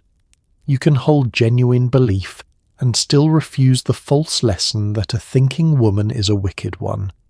You can honour what is sincere in the moral instruction while rejecting its use as a cage. Discernment, it turns out, is itself a kind of virtue, and one they did not intend to teach you. So you attend the observances, absorb the sermons, and endure the endless reminders of your imperiled soul, all while quietly refusing the deeper lesson that learning must make you obedient. Your mind and your morals are both yours to keep. They may pile on the piety, hoping to keep you small, but a soul, properly understood, is not made smaller by knowledge. If anything, yours is growing larger by the day, and no amount of stern instruction can shrink it back. For black women, every obstacle you've heard about so far arrives doubled and sharpened. A tiny handful of institutions open their doors, but the hostility, the exclusion, and the sheer weight of proving yourself worthy are relentless. To be both a woman and a woman of colour in these early classrooms is to be a pioneer twice over, carrying history on shoulders that are given no room to rest.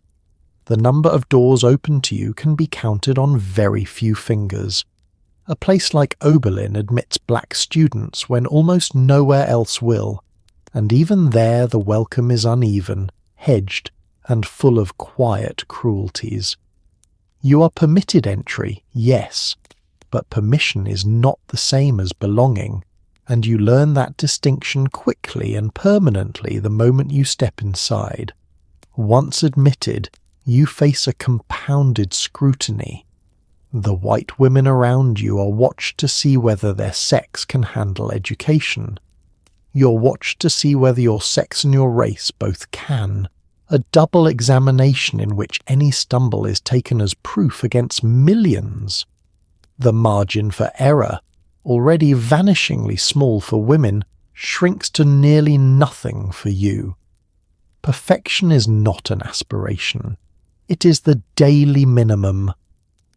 The social exclusion is layered and exhausting. You may sit in the same lecture and still be held at a distance no white classmate experiences, subjected to slights that range from the openly hostile to the coldly polite. Friendships that come easily to others must be fought for or done without. Even among the small community of women pushing against the barriers of their sex, you often find that the solidarity does not fully extend to you. The labour expected of you frequently runs heavier as well. The chores, the domestic work woven into so many early programs can fall on you with particular weight, shaped by assumptions about what kind of work a black woman ought to be doing. You navigate a landscape where your presence as a student is doubted, and your suitability as a servant is simply presumed, a contradiction you carry through every day. And through all of it, you must maintain a composure that would test a saint. You cannot afford visible anger, however justified, because anger from you is read as proof of everything they already believe. So you swallow the insults, absorb the exclusions, and press forward with a dignity that costs more than anyone watching will ever understand. This self-control demanded of you is its own unrelenting labour. What sustains you is a purpose larger even than your own education. You know that your presence in these classrooms is cutting a path where none existed, that the women who follow will find the way marked, however faintly, by your endurance. You're not only studying for yourself, you are proving a possibility, opening a door with your own body, refusing to let it swing shut behind you. The achievements won under these conditions carry a weight that ordinary success cannot match. Every examination passed, every course completed, every diploma earned against this doubled resistance is a monument to a strength the world tried its hardest not to acknowledge. You're building something that history will eventually be forced to see, brick by hard-won brick. So you enter the classroom carrying burdens most of your classmates cannot even perceive, and you learn anyway, excel anyway, endure anyway. The double barrier is real, and it is brutal, and you meet it with a resolve that puts the whole cruel system to shame. You are a pioneer twice over, and though the era gives you no rest, you give the future something priceless. Proof that the doors could be opened, and the certainty that they must be opened wider. Tonight you write home, and the letter is a careful performance. You must reassure your parents that you are healthy, modest, and not becoming one of those alarming educated women they read about in warning pamphlets. Many families are ashamed, frightened, or convinced you are ruining your prospects. You fold your loneliness into cheerful sentences and seal it up, hoping the next reply is not a demand to come home and marry the neighbour. The letter begins, as always, with reassurances. You are well, you are eating properly. You are behaving with perfect decorum and have not, despite their fears, transformed into a wild, unwomanly creature with dangerous opinions. You lay these comforts out first, knowing they must be established before anything else, because your family's anxiety needs soothing before your news can even be heard. You choose your words the way a diplomat chooses hers. Certain truths must be softened or omitted entirely. The hostility of the professors, the cruelty of the classmates, the crushing exhaustion of chores and study and work all combined, these you keep to yourself. To mention them would only hand your family ammunition, fresh proof that you should abandon this foolishness and return to a safer, smaller life. The disapproval you are managing is often profound. Some families regard an educated daughter as an embarrassment, a deviation from the respectable path, a source of whispered gossip among relatives and neighbours. Others are simply frightened for you, convinced you are destroying your marriage prospects and dooming yourself to a lonely future. Either way, the letters you receive carry a weight of worry and reproach that lands heavily on your already tired shoulders. So you perform contentment you do not always feel. You describe your studies in modest terms, careful not to sound too ambitious or too proud, since pride in a woman's learning is precisely what they fear. You present yourself as dutiful, humble, and only incidentally educated, as though the transformation happening in your mind were a minor hobby rather than the central fire of your life. The loneliness this creates is particular and sharp. The people you most want to share your triumphs with are the ones least able to celebrate them. A brilliant examination result, a hard-won understanding, a moment of real intellectual joy. These you must shrink down or hide entirely, because the audience that should be proudest of you is instead braced to disapprove. You succeed in a silence that echoes. There is a strange doubleness to living this way. On the page you are calm and reassuring, the very model of a properly restrained young woman. Inside you are striving, exhausted, exhilarated, and often aching for a word of the pride and support so freely given to sons. You become two people, the one in the letters and the one at the desk, and only the second one is real. And yet you keep writing, keep reaching across the distance, because the bond matters even when the understanding fails. Somewhere in you lives the hope that one day the letters will change, that a reply will come carrying not worry but pride, that your family will finally see what you are building and recognize it as worthy. You write toward that future even when the present offers no sign of it. So you finish the letter, folding your real life carefully out of sight, and you seal it with the small private hope that the next reply will be kinder than the last. The performance is exhausting, and the loneliness is genuine, but you persist. You're becoming something your family cannot yet understand, and someday, you tell yourself, understanding will come. Until then, you write your careful, cheerful lies, and you keep on learning the truth. The pressure is enormous, and the era has a convenient explanation ready whenever a woman falters. Exhaustion, illness, or simple burnout is diagnosed as a nervous condition, offered as living proof that female minds cannot withstand serious study. Never mind the chores, the hostility, the corset crushing your lungs, and the curfew stealing your sleep. If you break down, they will not fix the conditions. They will blame the education. The nervous condition is the era's all-purpose diagnosis for a woman who has reached her limit. Whenever the accumulated weight of everything becomes too much, whenever a body worn thin finally protests, the response is not investigation but interpretation. Your collapse is not seen as the predictable result of impossible demands.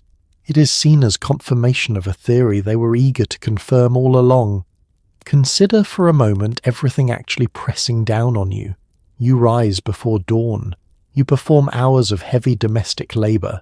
You study demanding material under professors who wish you gone and classmates who mock you. You work a job to afford the privilege. You do all of this laced into a garment that limits your breath, on rationed sleep, while managing a family's disapproval from afar. Anyone would break. Everyone would break. But the era does not perform this arithmetic. It looks at the exhausted woman and sees not an overloaded person but a fragile sex. Your fatigue becomes evidence. Your illness becomes proof. Your entirely reasonable breakdown becomes a case study for the argument that women simply are not built for the rigours of learning. The genuine causes are ignored in favour of the one explanation that serves their purposes. The cruelty of this is exquisite and circular. They construct the very conditions guaranteed to exhaust you, then point to your exhaustion as a natural weakness. They lace you into the corset, pile on the labour, deny you rest, and surround you with hostility. And when you falter under this deliberate weight, they nod knowingly and murmur about the delicacy of the female constitution. It is a trap with the door disguised as a diagnosis. The prescribed remedy compounds the injury. Rest is ordered, which sounds kind until you realize it often means withdrawal, a stepping back from the studies you fought so hard to reach. The cure for the harm supposedly caused by education is, conveniently, less education. The nervous collapse becomes a mechanism for gently removing women from the classroom while appearing to care for their health. You watch this happen to women around you and feel both sympathy and a cold clarity. You see that the collapse is real, the suffering genuine, but the story told about it is a lie. These women are not proving that female minds are weak. They are proving that no human mind can flourish under such relentless, deliberately stacked adversity. The wonder is not that some break. The wonder is that any endure, and you resolve privately to endure. You guard your rest where you can, protect your strength, refuse to let the impossible schedule grind you into the very proof they are seeking. You understand that your survival is itself an argument, that simply enduring what they insisted would destroy you is a quiet, powerful rebuttal to their whole confident theory. So you carry the crushing weight and refuse to let it be misread, staying upright partly through determination and partly through sheer spite. When your body protests, you tend to it honestly, knowing the true cause is the load and not the learning. The era stands ready to blame your education for every stumble. You stand ready to prove day after exhausting day that the education was never the problem. The conditions were, and you outlasted them. Hovering over everything is the dreaded prophecy that education will leave you unmarriageable, a fate spoken of as though it were terminal. Society warns that clever women frighten off suitors, and that a diploma is essentially a one-way ticket to lonely spinsterhood. You're told, repeatedly and with great concern, that every book you read makes you a little less lovable, which is a remarkable amount of power to assign to a book. The warning arrives from every direction, wrapped in the language of care. Relatives fret about it. Neighbours murmur about it. The pamphlets everyone reads shout about it. The message is consistent and constant. An educated woman is a difficult woman, and difficult women do not find husbands. Your learning, they insist, is quietly sabotaging the future they consider your only proper destination. The theory rests on a peculiar model of male fragility, though no one frames it that way. A man apparently cannot abide a wife who might match or exceed him in knowledge. He wants a companion who looks up to him, not one who meets his eye. Your intellect, therefore, is a threat to his comfort, and a threatened man will simply choose someone less alarming. You are being warned, in essence, that thinking makes you inconvenient to marry. The word spinster itself is deployed like a curse. It conjures a specific and dreadful image, a woman alone, unwanted, having missed her chance at the only role society valued. To be threatened with spinsterhood is to be threatened with a kind of social erasure, a life deemed empty by everyone around you. The warning is calibrated to frighten, and for many women, it succeeds. The pressure this creates is enormous, precisely because marriage is presented as the sole legitimate goal of a woman's life. If your education truly forecloses that goal, then you appear to be choosing between your mind and your entire future security. It is framed as an impossible trade, learning purchased at the cost of love and belonging, and you are meant to conclude that no education could be worth such a price. But you begin to notice the cracks in the prophecy. You see educated women who marry perfectly well.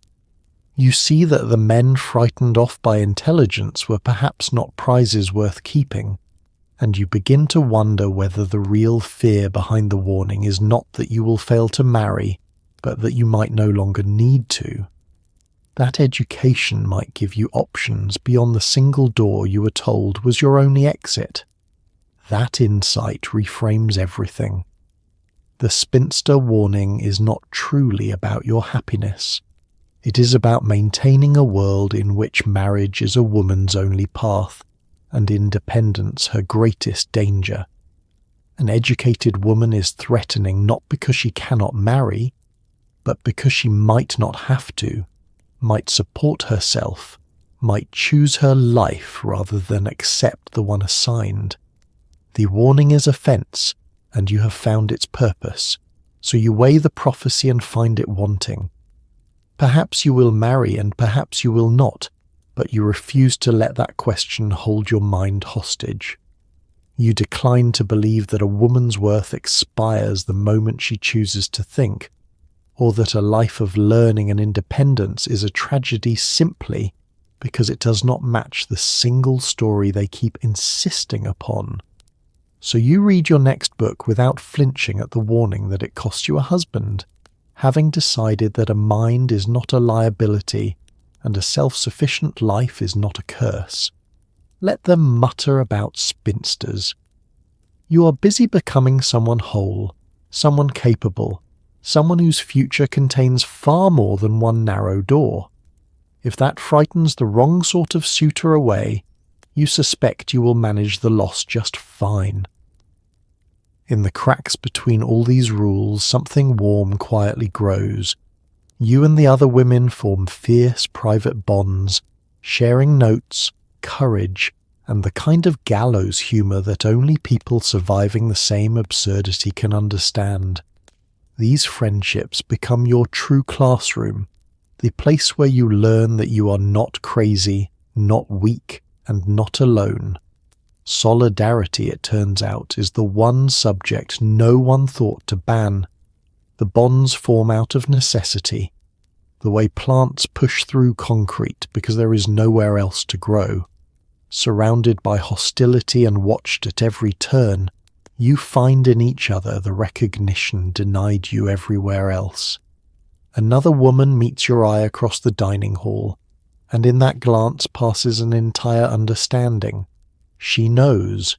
You know she knows. In a world determined to isolate you, that shared knowing is a lifeline. What you share is practical as well as emotional. Notes passed between you fill the gaps left by professors who will not teach you fully. Study is done together in stolen moments, knowledge pooled and defended. When one of you grasps a difficult concept, she carries it to the others. You become, quietly, a school within the school, teaching one another what the institution withholds and encouraging what it tries to crush.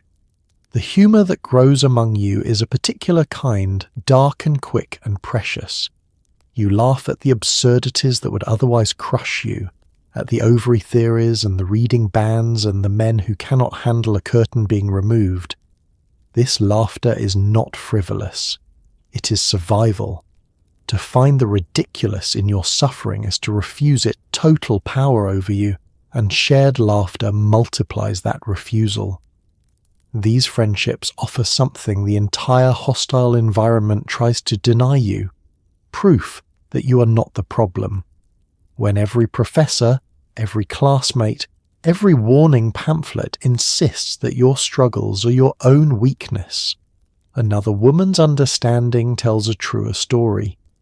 You're not too fragile, too foolish, too unfit. You are simply enduring something genuinely brutal, and so is she, and knowing this keeps you both sane. The support flows in both directions, and there is strength in being needed as well as in being helped. On the days you falter, someone steadies you. On the days another woman falters, you steady her. This exchange builds a resilience none of you could manage alone, a shared reserve of courage that any of you can draw on when your own runs low. Together you are far harder to break than any of you would be apart. There is also a quiet defiance in the very existence of these bonds. The whole system is designed to keep you isolated, contained, and easy to discourage. Every friendship you forge is a small sabotage of that design, a refusal to be the lonely, manageable figure they prefer. In finding each other, you become something the architects of all these rules never accounted for, a collective, a we, a force. And these connections do not end at the campus gates. The women you struggle alongside become, in time, a network stretching out into the world, a web of shared history and mutual loyalty. You're building not just friendships, but the beginnings of something larger. The solidarity that movements are made from. The understanding that women rising together rise higher than any woman alone. So you pass your notes, share your laughter, and lend your courage, gathering in the cracks the system left unguarded. Solidarity is the subject no one thought to forbid, and you study it with devotion. These secret sisterhoods are your true education in what matters most, and long after you have forgotten a Latin declension or two, you will remember the women who looked across a crowded room and let you know, without a word, that you are not alone. Graduation day arrives, and it is glorious and insulting in roughly equal measure. You have completed everything the men completed, sometimes better, and yet your ceremony is smaller, quieter, and hedged with reminders that this is not to go to your head. You accept your hard-won recognition, while the world makes very clear that it considers your achievement more of a curiosity than a milestone. You smile anyway. You earned that smile. The day itself carries an undeniable weight of triumph. You made it. Through the chores and the hostility, the corset and the curfews, the doubting professors and the disapproving letters, you reached the end and completed the work. Whatever the world thinks of it, you know exactly what it cost, and the knowledge of your own endurance fills you with a fierce private pride no one can diminish. But the celebration extended to you is a diminished thing. Where a man's graduation is a grand affair, full of pomp and recognition and the assumption of a bright future, yours is trimmed and muted. The message is unmistakable, delivered in the smaller scale and the careful lack of fanfare. Your achievement, however real, is not to be treated as equal to theirs. It is tolerated, acknowledged, and quietly minimized. The asterisk hangs over everything. Yes, you have earned a diploma, but yes, you have completed the course, but every acknowledgement comes attached to a qualification, a reminder not to think too much of yourself, not to imagine this means what it would mean for a man. Your success is granted and undercut in the same breath, honoured and cautioned against simultaneously. You're congratulated and warned all at once. There may be the final indignity of silence too. Perhaps you're not permitted to speak, your words read by a man while you sit mute at your own triumph.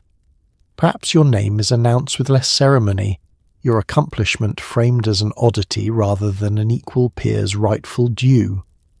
The day meant to crown your effort keeps finding small ways to remind you of your place, and yet none of it can touch the core of what you have done. The diploma in your hands is real. The knowledge in your mind is real. The years of labour and endurance are real, and no amount of muted ceremony or hedging qualification can unmake them. They can shrink the celebration all they like.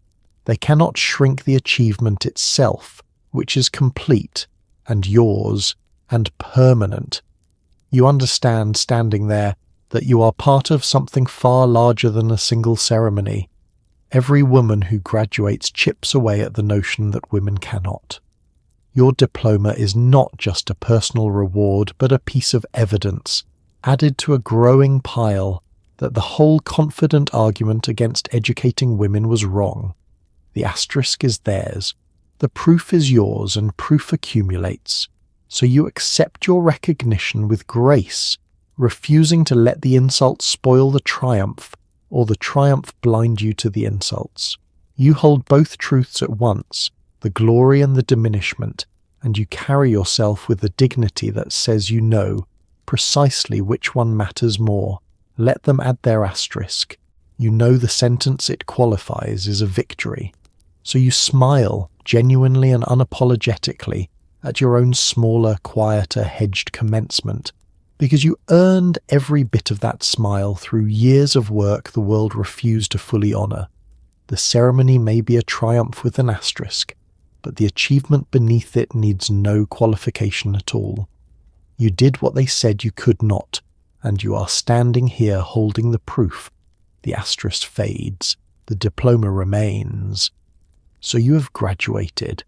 Now what? You step into a world that spent years educating you and then offers you almost nowhere to use it. Careers are closed, professions are barred, and the same society that let you learn now folds its arms and asks why on earth you expected to do anything with it. Teaching may be permitted, and little else. The door was open just wide enough to let you in, and not 1 inch wider. The cruelty of it dawned slowly and then all at once. You fought for an education under the assumption that education leads somewhere, that knowledge earns opportunity. And now, diploma in hand, you discover that the road you expected to travel simply ends.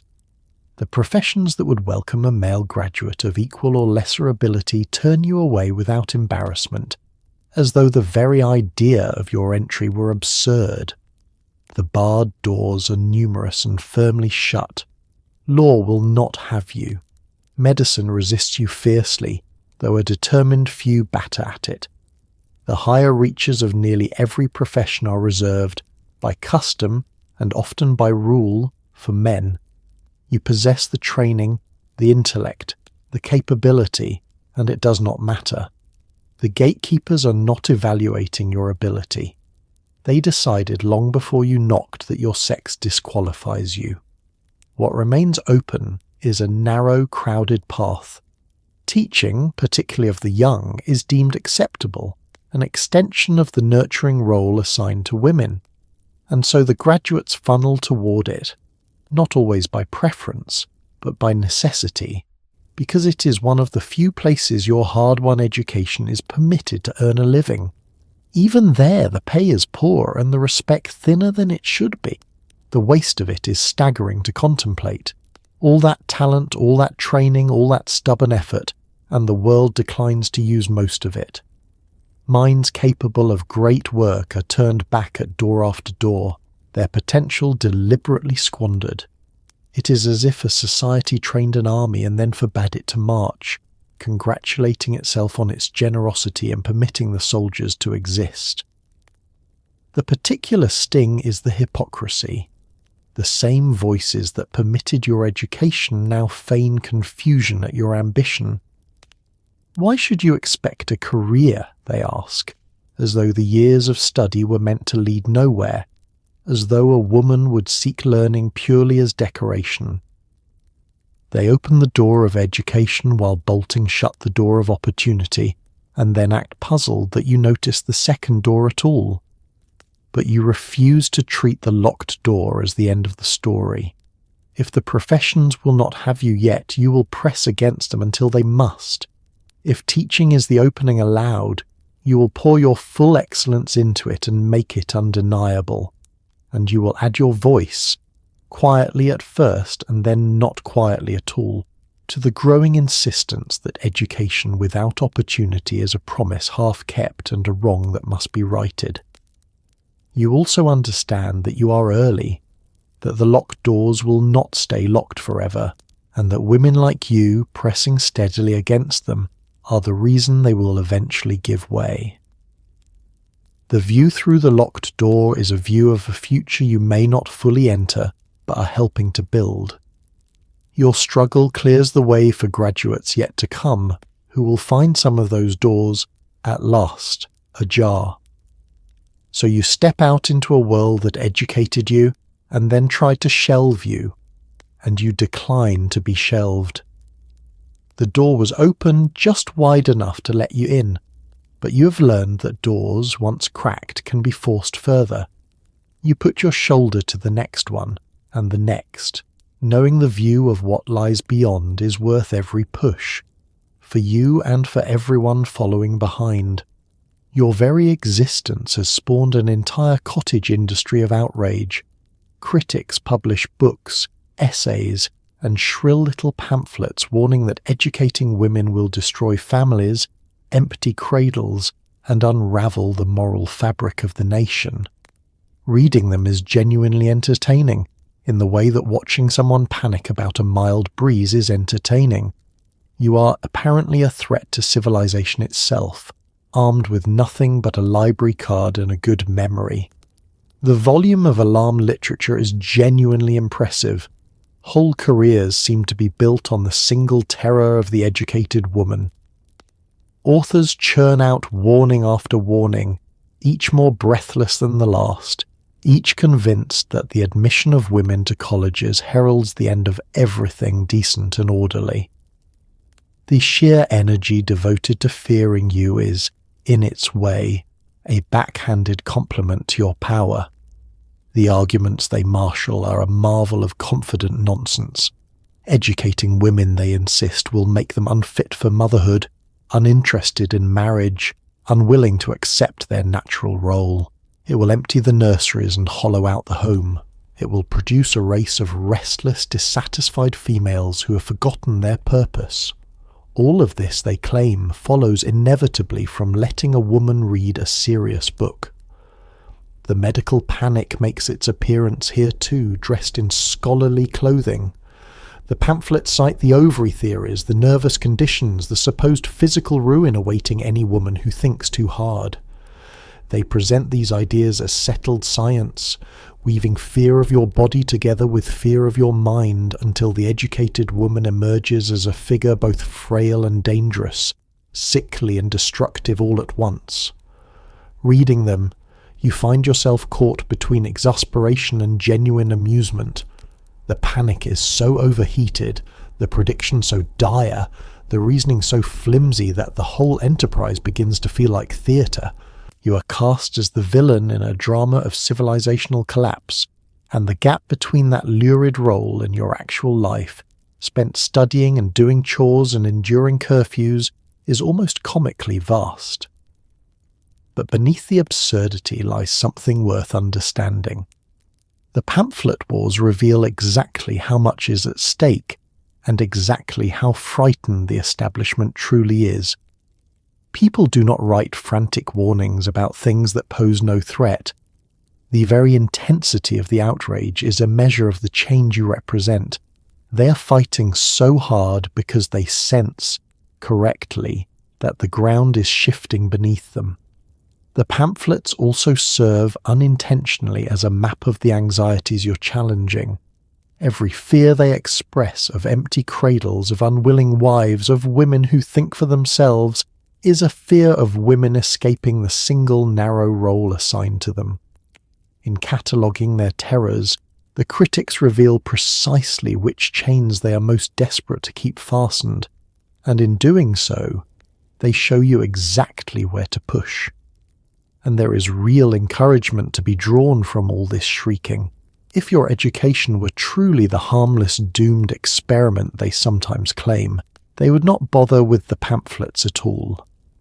The war of words is proof that you are winning, that your presence is consequential, that the thing they fear is actually coming to pass. Their outrage is the sound of a wall beginning to crack.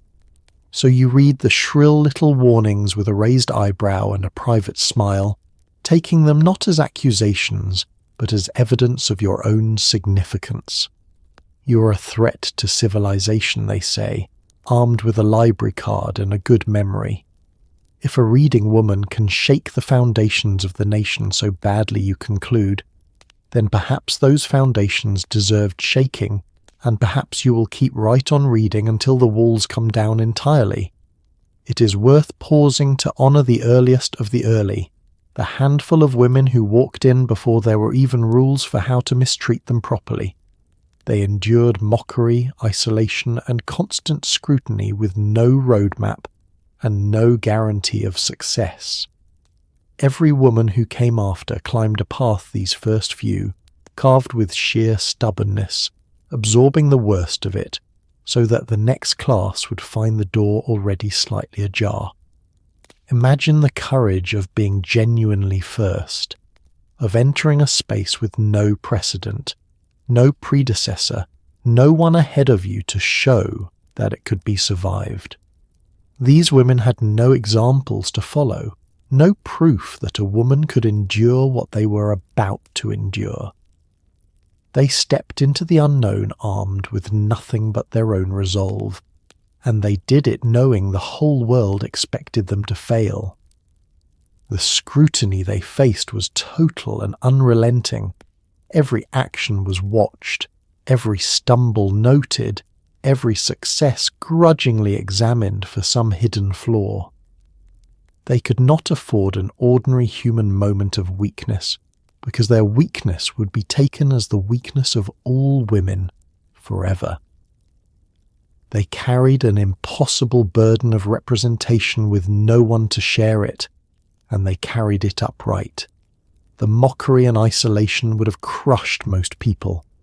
To be surrounded by those who wished you gone, to face daily reminders that your presence was unwelcome and your ambition unnatural, and to do so utterly alone, without even the secret sisterhoods that later women would build, required a strength that beggars description.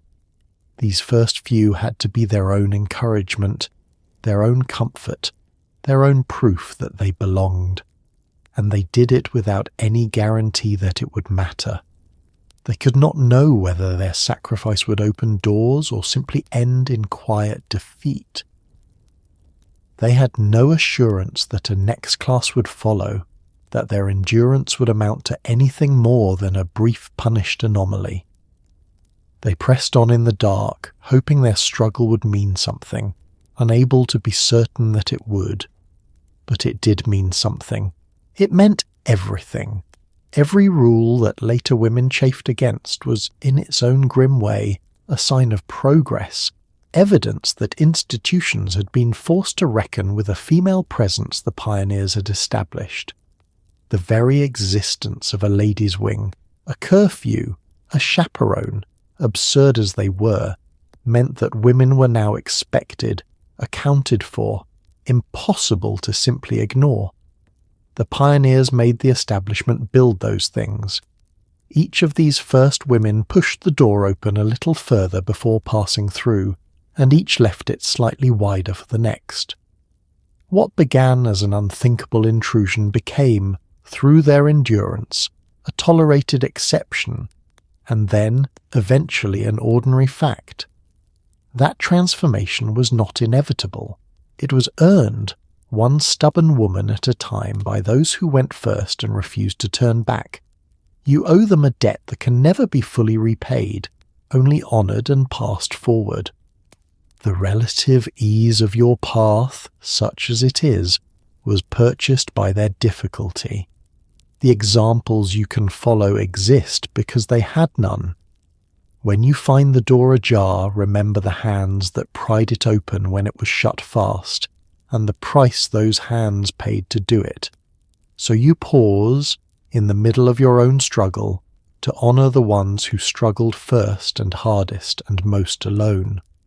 They absorbed the worst so the next class would find it merely terrible, rather than impossible.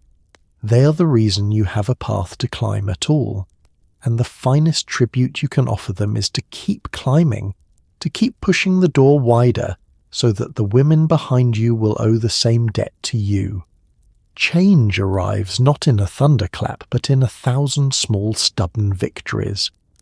More colleges open, more women enroll, and the outrageous becomes ordinary, one graduating class at a time.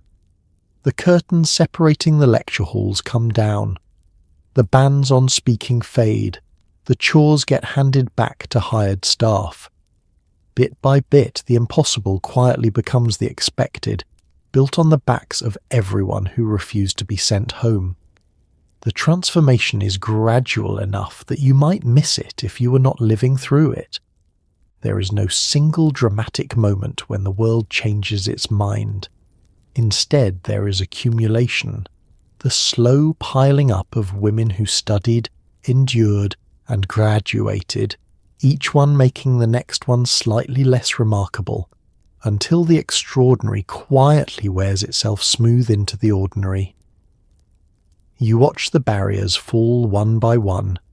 The physical partitions that once walled women off from the lectures are removed, no longer defensible once enough people have seen that a mixed classroom does not in fact collapse. The prohibition on women's voices begins to erode as more of them speak, and the sky stubbornly refuses to fall. The demeaning chores are gradually shifted to paid staff, their purpose as a reminder of women's place no longer quite so acceptable. The colleges themselves multiply and change. Where once a mere handful of institutions would consider a woman, more open their doors each year, some grudgingly, some with growing conviction. Women's colleges rise, offering education without the daily gauntlet of hostility. Coeducation spreads from a shocking experiment into a recognized model. The landscape that once offered almost nothing begins to offer choices. The medical panic loses its grip as reality accumulates against it. Year after year, women study hard and fail to collapse, learn deeply and remain perfectly capable of every part of life the doctors warned they would forfeit.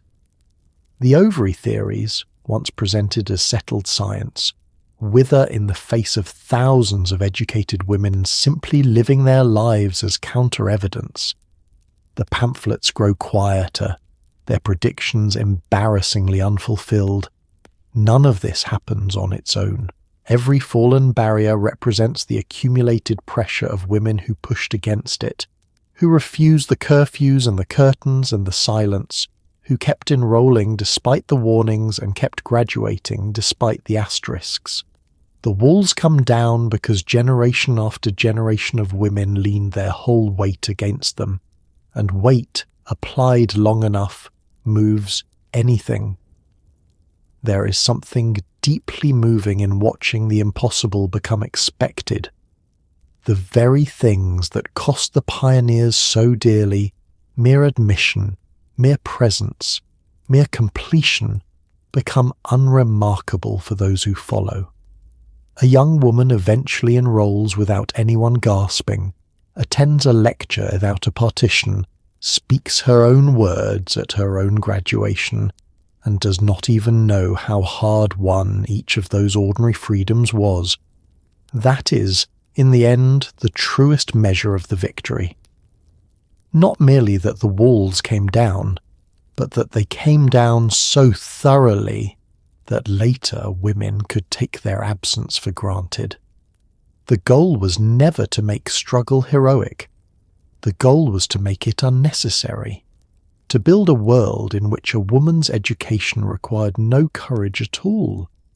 Each fallen wall brings that world closer, so you witness the slow, stubborn dismantling of everything that was built to keep you out, and you understand your own place in it. You are one shoulder among many pressed against the wall, one small, stubborn victory among the thousand that add up to transformation. The impossible is becoming the expected right before your eyes, and you helped. The walls are coming down, and you are among the many hands, seen and unseen, bringing them down for good. In the end, these women did not just earn degrees, they pried open a future that had been bolted shut for centuries. Every lecture hall full of women today, every professor, every scientist, every doctor who happens to be a she, is walking through a door these pioneers threw their whole lives against.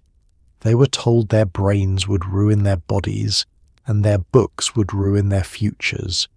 Instead, they rewrote what a woman was allowed to become. Consider the distance travelled.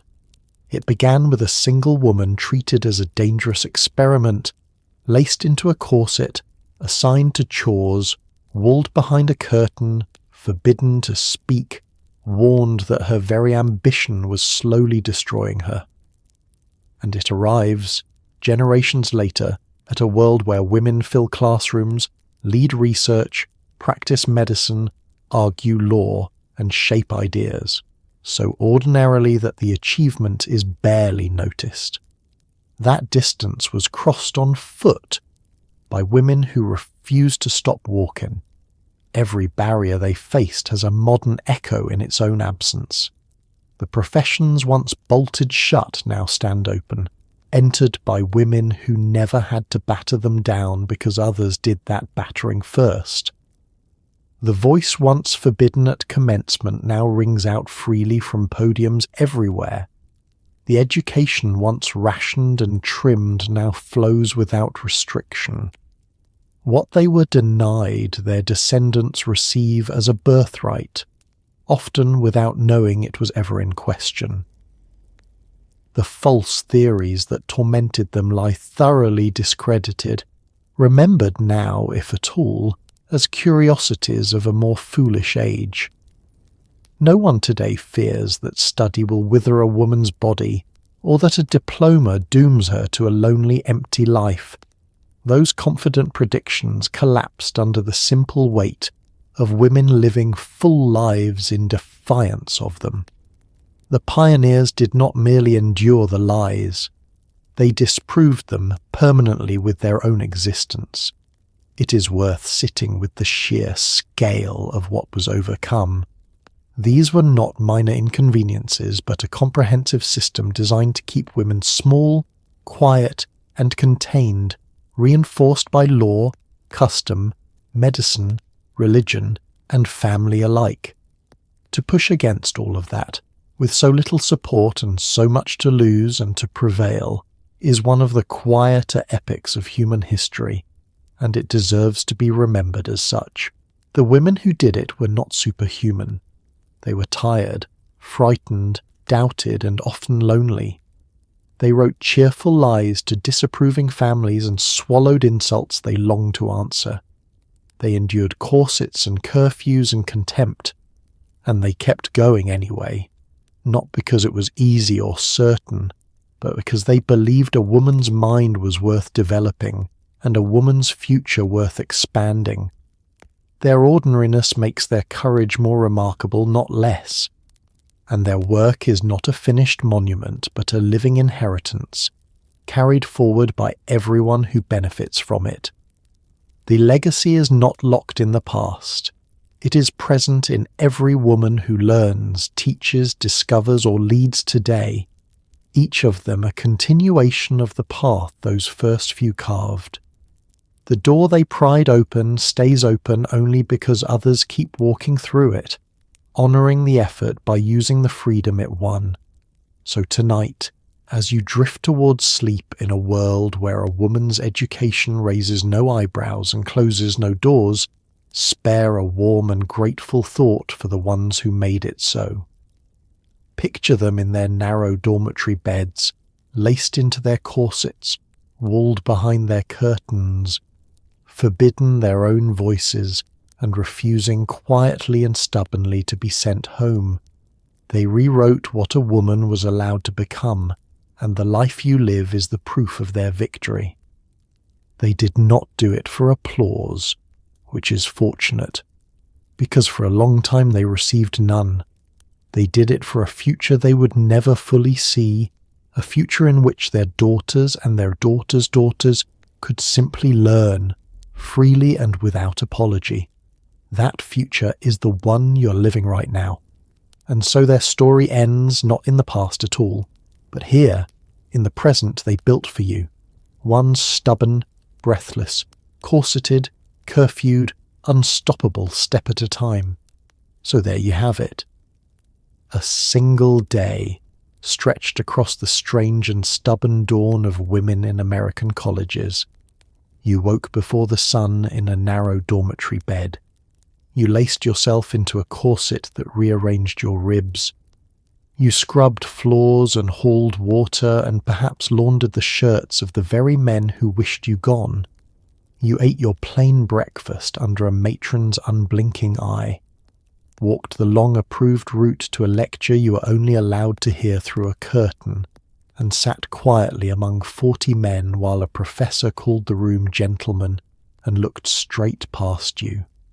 You were told that studying might break your body, that ambition might empty your future, that every book you opened made you a little less lovable. You endured the mockery and the cold shoulders, the disapproving letters from home, the curfews stricter than a prison, and the exhausting art of making yourself small.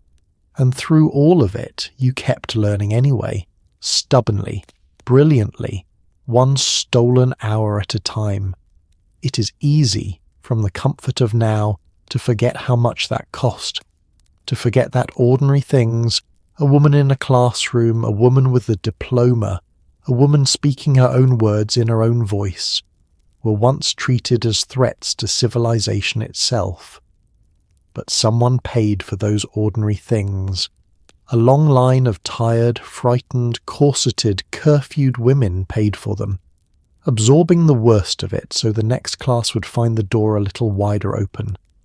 So tonight, as you settle into your soft bed, in a world where a woman can study anything, become anything, and say it all out loud, maybe whisper a quiet thank you to those first few.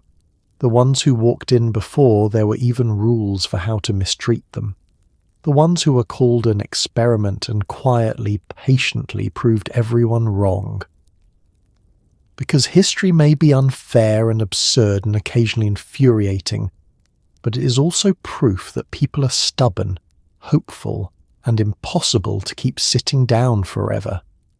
They were told to go home, they stayed. And the life you are living tonight is the proof that staying was worth it. Rest well. You are the future they refused to stop reaching for.